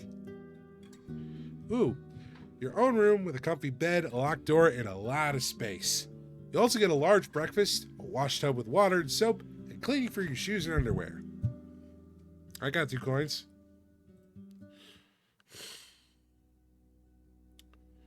Dream time? Your first sleep ends, but your usual 1-hour break is instantly disrupted by noise. You stand up, walk to the window, and see the reason for the commotion. A group of workers is just outside the inn, drinking and laughing. Eric's the innkeeper is also among them.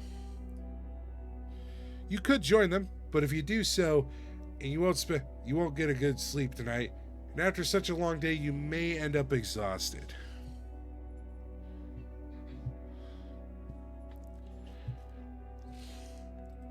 Well, it's not a bad opportunity.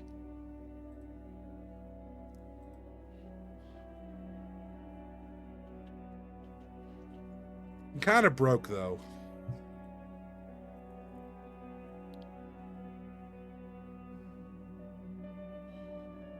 Nah, let's just sleep.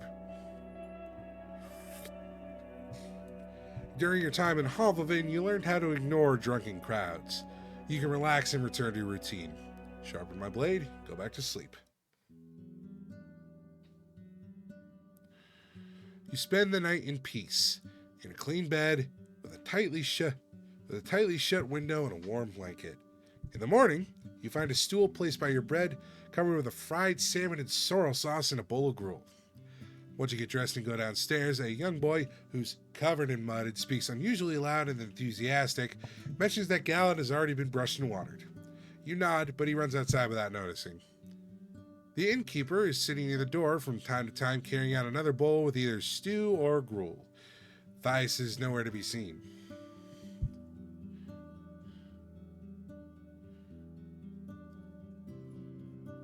Alright, leave the square.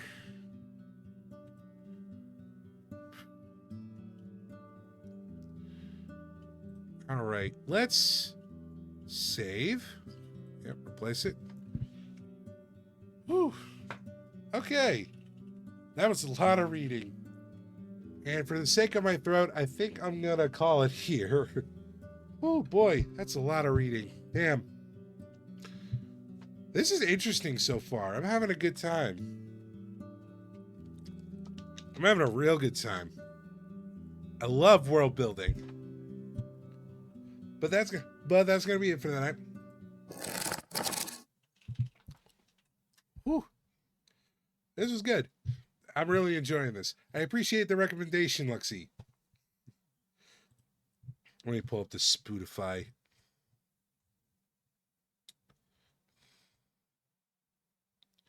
There we are. Whew. So yeah, we'll call it here for the night. I'm happy to have gotten this stream back. Finally, after like a week of being away.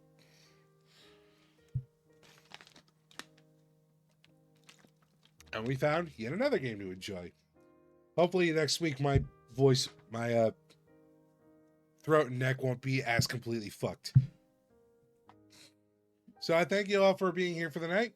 I hope you've gotten some entertainment out of the 3.5 hours I've given you. And I wish you all a good rest of the week. Take care and have a good night.